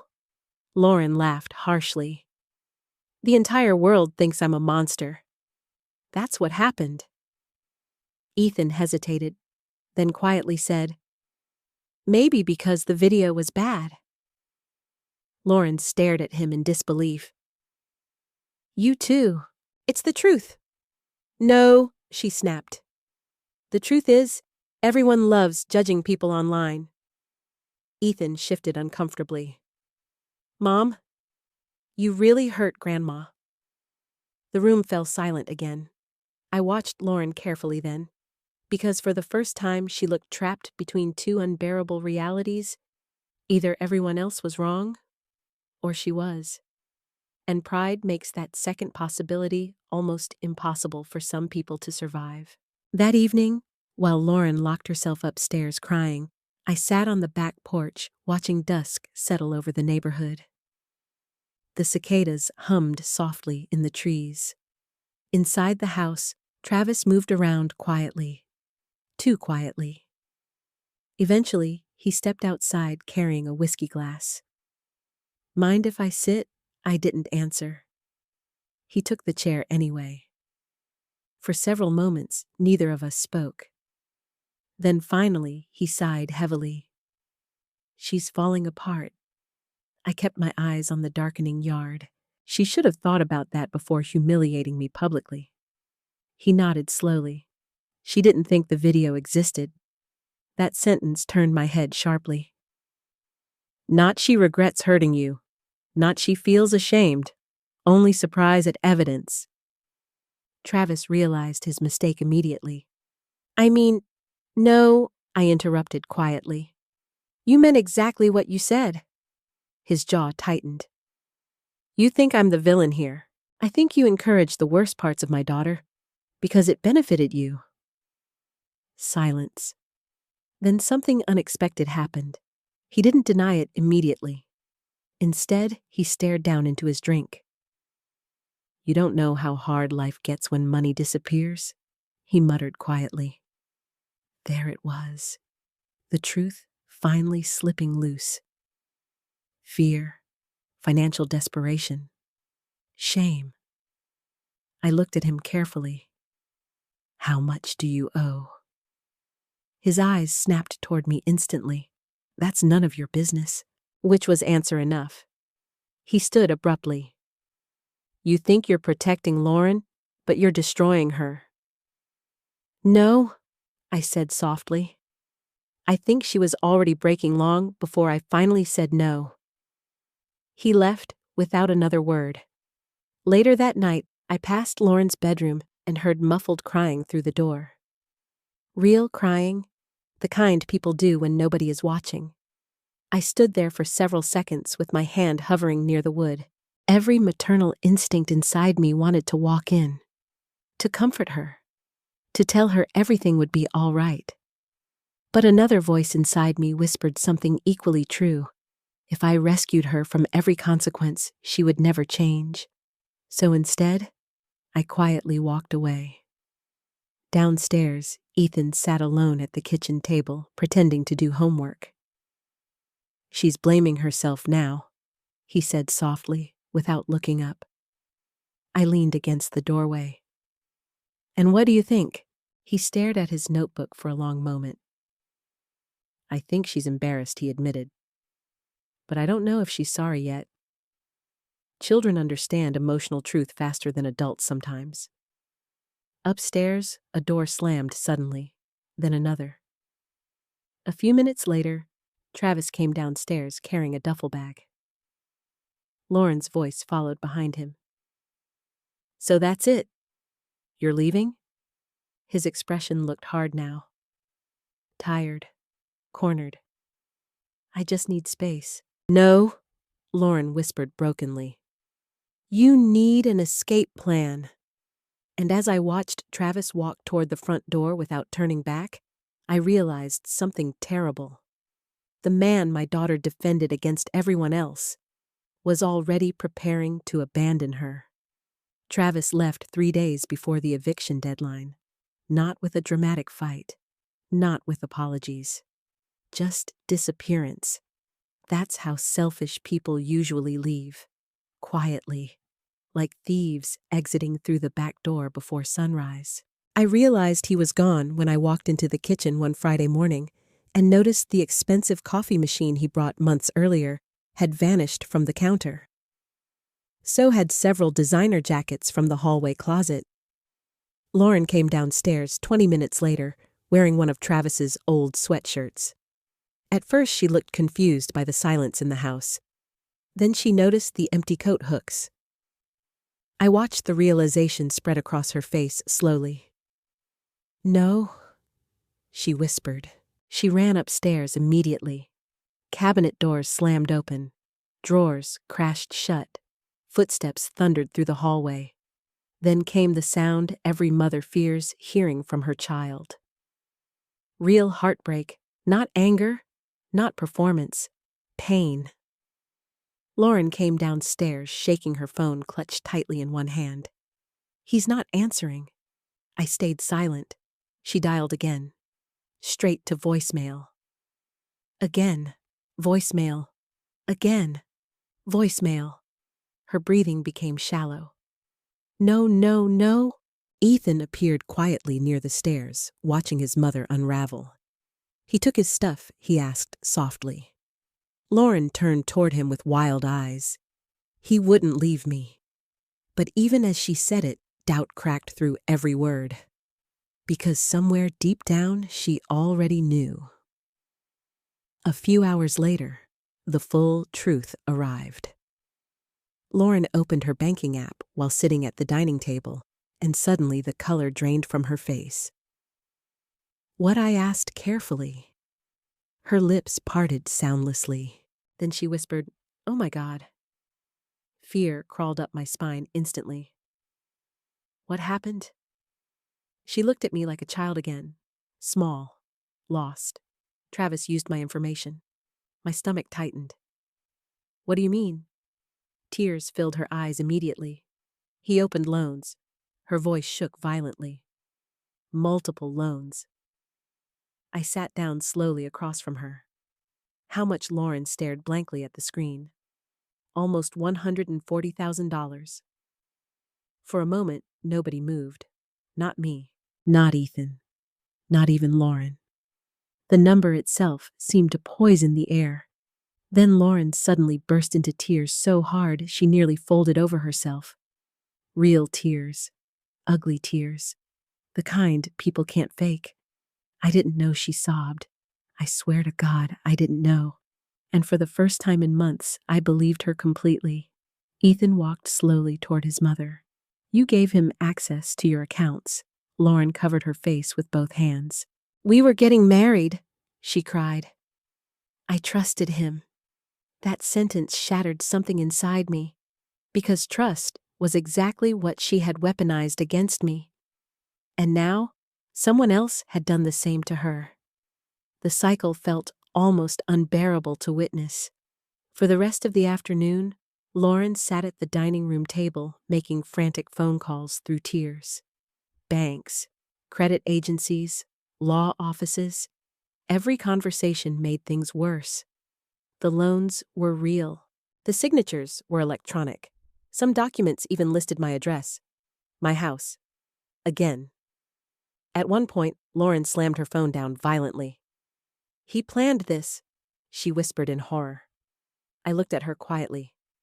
Yes. She stared at me with swollen red eyes. You knew? I suspected. Why didn't you stop me? The question hit me like a slap.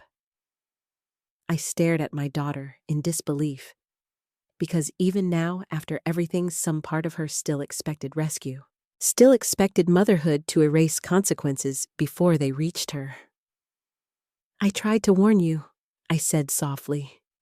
Lauren looked away immediately, and for the first time since moving back into my home, shame truly settled into her face. Not public embarrassment, not frustration, shame, the real kind. That evening, Ethan sat beside me on the back porch, while Lauren remained upstairs crying. The summer air felt heavy and humid around us. She hasn't eaten today, he said quietly. I know. He looked down at his hands. Do you think she'll be okay? I answered honestly. I think she's finally seeing reality. He nodded slowly. Then after a long silence, he whispered, I feel bad for her. That nearly made me cry. Because despite everything, Ethan still had compassion. Meanwhile, the adults around him kept confusing love with control, sacrifice with weakness, and selfishness with survival. Inside the house, Lauren suddenly screamed upstairs. Not angry, terrified. I rushed toward the staircase immediately. By the time I reached her bedroom, she was sitting on the floor surrounded by paperwork. Collection notices, loan agreements, past due warnings. She looked up at me like someone drowning. He used me, she whispered. I sat beside her carefully. For several moments, neither of us spoke. Then suddenly, Lauren began crying again. I thought if I could finally build the perfect life. Her voice cracked badly. I thought maybe people would respect me. The honesty stunned me. because beneath all the arrogance and cruelty had always lived the same frightened little girl, the one terrified of looking weak. I looked around the room slowly. The expensive handbags, the designer shoes, the carefully curated image she spent years constructing. And suddenly, I understood something heartbreaking. Lauren had built her entire identity around appearing successful because deep inside she felt fundamentally inadequate. Why, she whispered. Why do I keep choosing people like this? I thought carefully before answering. Because you confuse admiration with love. She stared at me through tears. And you confuse needing people with keeping them. That landed hard. I could see it. The truth finally reaching places excuses could no longer protect. Lauren lowered her head into her hands. I became awful, she whispered. I closed my eyes briefly. Part of me wanted to comfort her immediately. Another part still remembered standing in that dining room while she laughed at my life. Both truths existed at once. That's the terrible thing about family. Love survives even when trust doesn't. Downstairs, Ethan quietly started making grilled cheese sandwiches for dinner, because children in unstable homes often learn to become caretakers far too early. When I came back into the kitchen later, I found him standing at the stove. She used to be happier, he said softly, without turning around. When? Before she started caring so much about what everybody thought. I leaned against the counter silently. Because he was right. Somewhere along the way, Lauren stopped chasing joy and started chasing validation. And validation is a hungry thing. It eats people alive. Later that night, after Lauren finally fell asleep exhausted from crying, I walked quietly into my bedroom closet upstairs. The real bedroom. Mine. For the first time in months, I stood inside it without guilt. Moonlight spilled softly across the floorboards Michael built himself decades earlier. I slowly reached toward the top shelf and pulled down a small wooden box. Inside lay Michael's final letter to Lauren.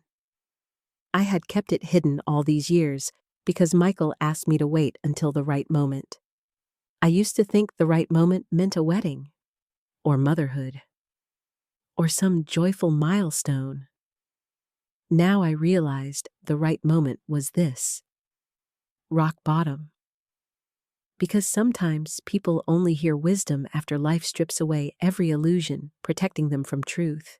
I stared at Michael's handwriting for a very long time. Then I whispered into the silence of the room. I think she's finally ready. Lauren slept almost 14 hours after Travis disappeared. Grief exhausts people differently than physical labor. I learned that after Michael died. Your body keeps functioning, but your soul feels bruised. The next morning, I found Lauren sitting alone at the kitchen table wearing one of my old sweaters.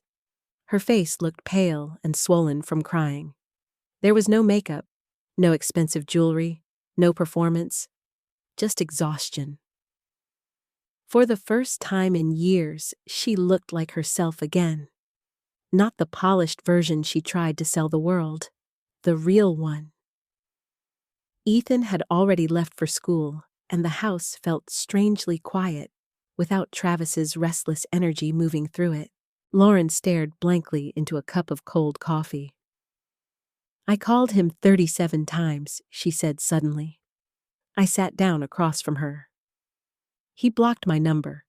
The pain in her voice was raw enough to make my chest ache. Still, I remained quiet. Because some grief needs silence more than advice. Lauren laughed bitterly after a moment. I actually thought he loved me. I folded my hands carefully together. I think he loved what you could give him. She flinched. Not because I was cruel, because she already knew it was true. For several moments, neither of us spoke. Then Lauren whispered something so softly I almost missed it. Is this how you felt after Dad died? The question caught me off guard. I looked at her carefully. No, I answered honestly. Your father loved me until his last breath. Tears instantly filled her eyes again. I don't think anyone's ever going to love me like that. Oh, there it was, the real wound underneath everything. Not greed, not arrogance. Fear. Fear that she wasn't enough unless she appeared successful, beautiful, admired, desired. I suddenly realized Lauren had spent years trying to earn the kind of love Michael gave freely. And people who don't believe they're worthy of love often become desperate for validation instead. Without speaking, I stood slowly and walked upstairs. Inside my bedroom closet, I retrieved the wooden box containing Michael's letter. My hands trembled slightly, carrying it downstairs. Lauren looked confused when I placed it in front of her. What's this? I sat down again, carefully. Your father wrote this before he died. Her expression changed instantly. What, he asked me to give it to you when the time felt right? Lauren stared at the box like it might explode. Why now? Because your life finally collapsed enough for truth to enter. But I couldn't say that aloud. Instead, I answered gently, because I think you're finally ready to hear him. Lauren slowly opened the box. Inside lay a single envelope, her name written in Michael's familiar handwriting. For a moment, she simply stared at it silently. Then her fingers began shaking. I can't, she whispered. Yes, you can. She swallowed hard before carefully unfolding the letter. The room became completely still, except for the faint ticking of the kitchen clock. Then Lauren began reading. Sweetheart, if you're reading this, it means I'm gone, and that thought alone hurts more than I can explain. The first thing I need you to know is this. There has never been a moment in my life when I wasn't proud to be your father. Lauren's face crumpled immediately. Tears slipped silently down her cheeks as she continued. You were born stubborn, emotional, brilliant, and hungry for the world. Even as a little girl, you wanted people to notice you. I used to joke that you entered every room like it was a stage. But there's something I'm afraid of too. I'm afraid someday you'll start believing love must be earned through success. I'm afraid you'll become so terrified of weakness that you stop recognizing kindness. Lauren covered her mouth with one trembling hand. I looked away briefly because suddenly I couldn't breathe properly either. Your mother is the strongest person I have ever known. Not because she's loud, not because she demands attention, but because she keeps loving people even when they fail her. That kind of strength is rare. Please don't mistake gentleness for weakness, sweetheart. Your mother built this family with her hands. Respect that.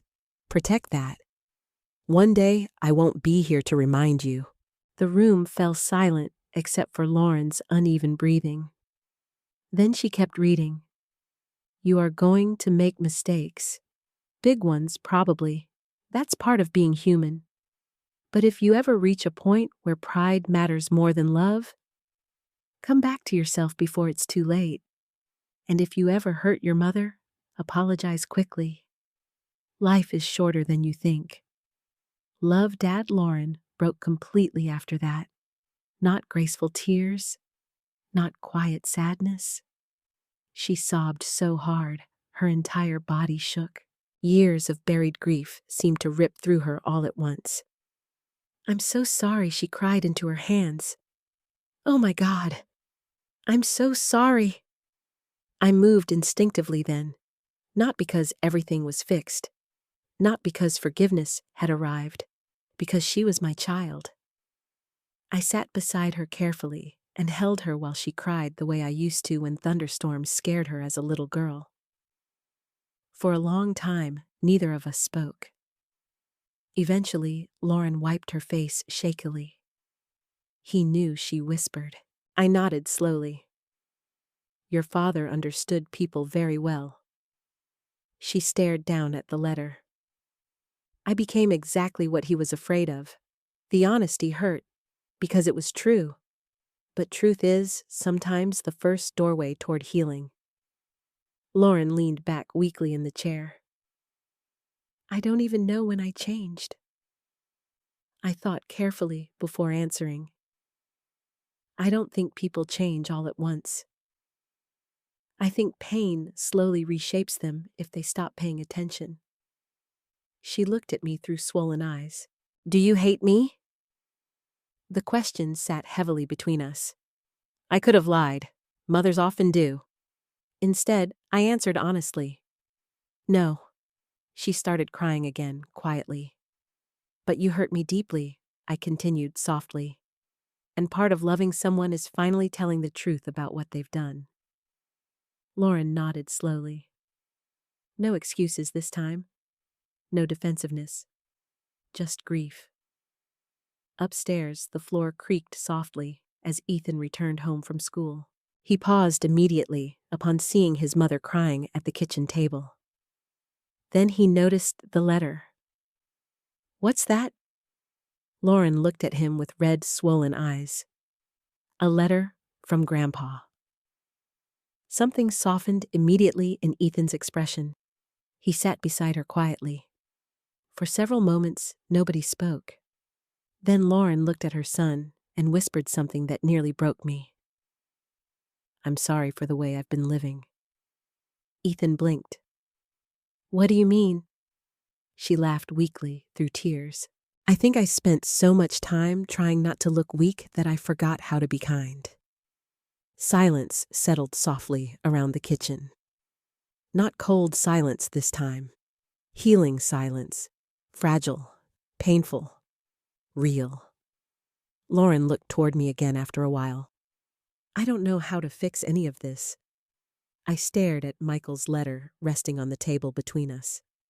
Then quietly answered the hardest truth I knew.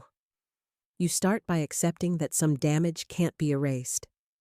Her face tightened with grief. But that doesn't mean you stop trying. Outside late afternoon, sunlight spilled softly across the backyard Michael once loved. And for the first time in many months, the house no longer felt like a battlefield. It felt like a place where truth had finally entered, even if it arrived through heartbreak. Lauren moved out on a gray Monday morning in early September. Not because I forced her out with anger, and not because everything between us had suddenly healed. She moved out because some lessons can only grow in uncomfortable soil. The apartment she found was small and 20 minutes away from my house. 1 bedroom, thin walls, old carpet, a leaking kitchen faucet the landlord promised to fix eventually. The kind of place Lauren once would have mocked without hesitation. Now, it was all she could afford. I stood quietly on the front porch while she loaded the final box into her old SUV. No moving company, no fiancé, no glamorous future waiting around the corner, just exhaustion. Ethan carried 2 backpacks toward the car before stopping beside me awkwardly. I'll still visit, he said softly. I smiled and touched his cheek gently. You'd better. Unlike his mother, Ethan hugged people fully. That boy wrapped his arms around me so tightly, it nearly shattered my composure. When he pulled away, his eyes were wet. Thank you, he whispered. For what? For being the only calm place lately. I almost cried right there on the porch, because children should never have to think about adults that way. Lauren approached slowly after Ethan walked toward the car. For a moment, neither of us spoke. Then she looked down at the porch floorboards Michael built decades earlier and whispered, I'm sorry I turned your home into something painful. The apology sounded different this time. Not rushed, not defensive, just honest. I folded my arms gently against the cool morning air. I believe you're sorry. Tears filled her eyes immediately, but she asked quietly. I swallowed hard. But trust doesn't return just because someone finally tells the truth. That hurt her. I could see it. Still, she nodded, because part of maturity is accepting that consequences continue existing even after remorse begins. Lauren wiped her eyes quickly. I wish I could undo everything. So do I. A long silence settled between us. Then Lauren whispered the question I think she'd been carrying for weeks. Do you think Dad would be ashamed of me? Oh. That question reached somewhere deep inside me. I looked at my daughter carefully. The woman standing in front of me no longer resembled the polished, arrogant version from the engagement party. Life had stripped away the performance. What remained looked bruised. Human. I think your father would be heartbroken by some of your choices, I answered honestly. Lauren lowered her head immediately, but I continued softly. I also think he would be proud you finally stopped running from the truth. She started crying again quietly, and for the first time in months, I almost reached for her automatically. Almost. But healing required something new now. Boundaries. Not punishment, not cruelty. Boundaries.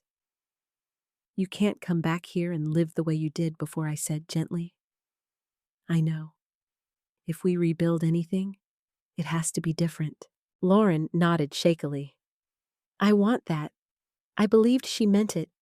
But meaning something and sustaining change are two very different things.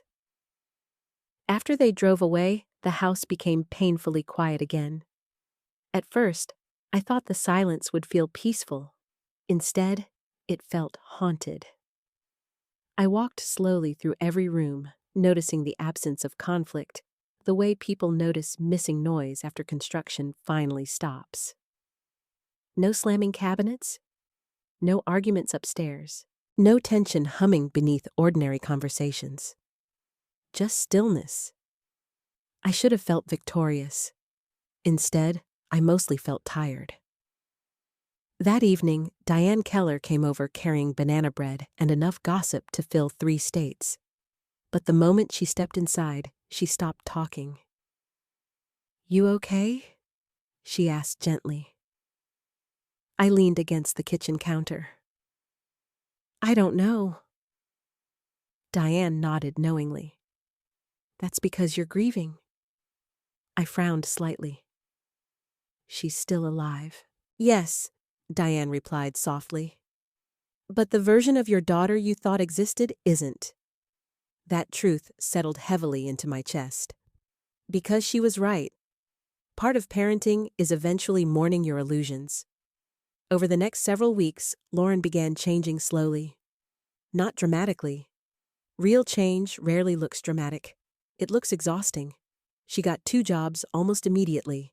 Reception work during the day at a dental office, waitressing several nights a week. The first time I visited her apartment, I barely recognized the exhaustion on her face. Dark circles beneath her eyes, hair tied back carelessly. No designer clothes, no polished image, just survival. And strangely enough, she seemed more honest that way. Ethan adapted faster than either of us expected. Teenagers are resilient when adults finally stop dragging them through chaos. He decorated the tiny apartment living room with old movie posters and spent weekends helping Lauren cook cheap dinners while she learned how to budget for the first time in years. One evening, Lauren called unexpectedly around 9 o'clock. I started therapy, she blurted out before I could even say hello. The statement surprised me enough to sit down immediately. How did it go? A long pause. Then she laughed weakly. Apparently, I have serious issues with self-worth. I smiled faintly despite myself. Well, awareness is a start. Another silence. Then quietly, she admitted, I think I spent most of my life trying to become the kind of woman nobody could pity. That sentence stayed with me long after the phone call ended, because suddenly so much of Lauren's behavior made tragic sense. Her obsession with appearances, her fear of failure, her cruelty toward weakness. She wasn't trying to become powerful. She was trying not to feel vulnerable. And vulnerable people often hurt others before they can be hurt themselves. A month later, Lauren came by the house to return some old legal paperwork Harold requested. I opened the front door carefully. For a second, we both froze. Not because we hated each other, because familiarity felt fragile now. Lauren glanced around the living room nervously. "You moved Dad's chair back?" I did. The old armchair sat near the fireplace again, exactly where it belonged. Lauren stared at it quietly for several moments, then softly whispered, "I should never have removed it." "No," I agreed gently. "You shouldn't have." She nodded without argument. Growth. Small, painful, real. Before leaving, Lauren hesitated near the doorway. "I know I don't deserve it yet," she said carefully, "but I hope someday you'll trust me again." I looked at my daughter for a long moment, then answered honestly, "I think trust can grow back." Hope flickered weakly across her face, but only if the person rebuilding it accepts how long that takes. Tears filled her eyes again, but this time she didn't fight them. "I understand, and strangely enough, for the first time in a very long while, I believed she actually did." After she left, I stood alone in the doorway, watching autumn leaves drift slowly across the yard Michael once mowed every Sunday morning. The pain between Lauren and me hadn't disappeared. Maybe some parts never would. But healing had finally begun replacing performance, and healing, unlike pride, tells the truth even when it hurts. 1 year later, the house finally felt like home again. Not because everything was perfect, but because peace had returned quietly, room by room. The first thing I restored was Michael's photograph above the fireplace. The same black and white picture Lauren once packed into a dusty garage box now stood proudly in the center of the living room again. Every morning, sunlight touched the frame through the front windows, and sometimes I caught myself smiling at it while making coffee, as if Michael were still watching over all of us. Maybe he was. I repainted the downstairs room too. Not because I planned to sleep there again, because I refused to let the ugliest chapter of my life leave permanent stains on my home. The laundry room became a reading space with soft lamps, warm blankets, and shelves full of novels I never had time to enjoy during my nursing years. Healing, I learned, sometimes looks like reclaiming ordinary spaces. Outside, autumn painted Columbus gold and amber. Inside, life slowly rebuilt itself. Lauren now lived in a small apartment across town with Ethan. She kept both jobs for nearly 8 months before finally getting hired full-time at the dental office. The pay wasn't glamorous, but she sounded proud of herself in a quieter, healthier way. Not performative pride, earned pride. Therapy changed her too. Not instantly, not magically, but gradually, like water softening stone. She no longer spoke about success the same way. She stopped posting carefully edited versions of her life online. Some days, she still sounded fragile, but at least now she sounded honest. That mattered more. Ethan thrived the most. Without constant tension in the house, he became louder somehow. Freer. He joined a photography club at school and started taking pictures of sunsets, abandoned buildings, and ordinary people walking downtown. Real things, he called them. I like that. Real things. A year ago, none of us were living honestly.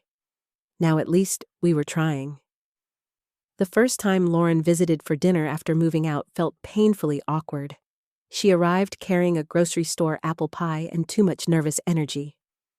"You didn't have to bring dessert," I said gently while opening the door. "I know." She smiled weakly. I panicked. That almost made me laugh. Ethan walked in behind her carrying a small bouquet of yellow flowers. For the table, he explained. I hugged him tightly. Some people survive painful families without losing softness. Ethan was one of those people. Dinner itself moved carefully. Like all of us were walking across thin ice. But sometimes healing begins exactly that way. Slowly, cautiously, truthfully. Lauren helped me cook in the kitchen before we sat down to eat. For several minutes, we worked side by side in silence. Then suddenly, she whispered, I still think about that night all the time. I didn't ask which night. We both knew. The party. She nodded without looking at me. I hear myself saying those things sometimes when I'm trying to sleep. Pain crossed her face sharply. I sound horrible. I stirred the soup quietly. Yes, I answered honestly. Lauren closed her eyes briefly. I think I hated myself for a long time, she admitted softly. But instead of fixing it, I tried to build a life that looked impressive enough to hide it. That sentence carried more maturity than anything she had said in years. I looked at her carefully. And what do you believe now? Lauren gave a sad little laugh. I think pretending to be successful almost destroyed me. We stood in silence for a moment, surrounded by the warm smell of roasted chicken and fresh bread. Then she whispered something that nearly broke my heart. When I called you a failure. Her voice trembled. I think I was really terrified of becoming unhappy the way I thought you were. I leaned against the kitchen counter slowly, and now she finally looked directly at me. Now I think you were stronger than everyone I admired. Tears burned behind my eyes instantly. Not because the pain disappeared, because sometimes healing arrives through the truth you waited years to hear. At dinner, Ethan talked excitedly about photography, while Lauren listened with genuine attention instead of distracted impatience. I noticed small things throughout the evening. She thanked me every time I passed her something. She cleaned dishes without being asked. She listened more than she talked. Tiny details, but character lives inside tiny details. After dessert, we moved into the living room where Michael's old jazz records played softly in the background. Lauren stared at the fireplace quietly. Dad would have hated all of this, she whispered. I smiled faintly. Yes. She laughed softly through tears. He probably would have sat me down and given one of those long, disappointed speeches. Oh, absolutely. For the first time in over a year, real laughter filled the house again. Not cruel laughter, not performative laughter, family laughter. Warm, gentle, human. Later that evening, after Ethan stepped outside to take sunset photos, Lauren remained near the fireplace, twisting her hands nervously. There's something I need to say, she whispered. I waited quietly. She swallowed hard. I used to think success meant never looking weak. Her eyes filled with tears. But I think real strength is loving people without trying to own them. Michael would have been proud of that sentence. I could feel it somehow. I stepped closer slowly. Real strength, I answered softly, is knowing your worth without needing other people beneath you. Lauren nodded while tears slipped down her cheeks again. This time, I hugged her first. Not because everything was forgotten, not because wounds vanished, but because forgiveness had finally become possible. And forgiveness is different than pretending nothing happened. Forgiveness remembers fully, then chooses peace anyway. When Lauren and Ethan finally left that night, I stood alone on the porch watching their car disappear down the quiet Ohio street. The air smelled like fallen leaves and chimney smoke. Inside the house, the lights glowed warmly against the windows Michael once installed with his own hands. For the first time in years, I no longer felt invisible inside my own life. That was the real victory. Not the eviction. Not being legally right. Not even watching Lauren finally face consequences. The real victory was remembering that kindness and self-respect are allowed to exist together. I spent too many years believing love required self-erasure. It doesn't. Love without boundaries becomes permission for mistreatment. And boundaries without love become punishment. Somewhere between those two truths is where healing lives. I finally understand that now. And strangely enough, I think my daughter finally does too. Ket thuk fan moi lam. After everything that happened, I learned something I wish more families understood. Parents are not weak because they sacrifice. And children are not entitled to destroy the people who raise them simply because love feels unconditional.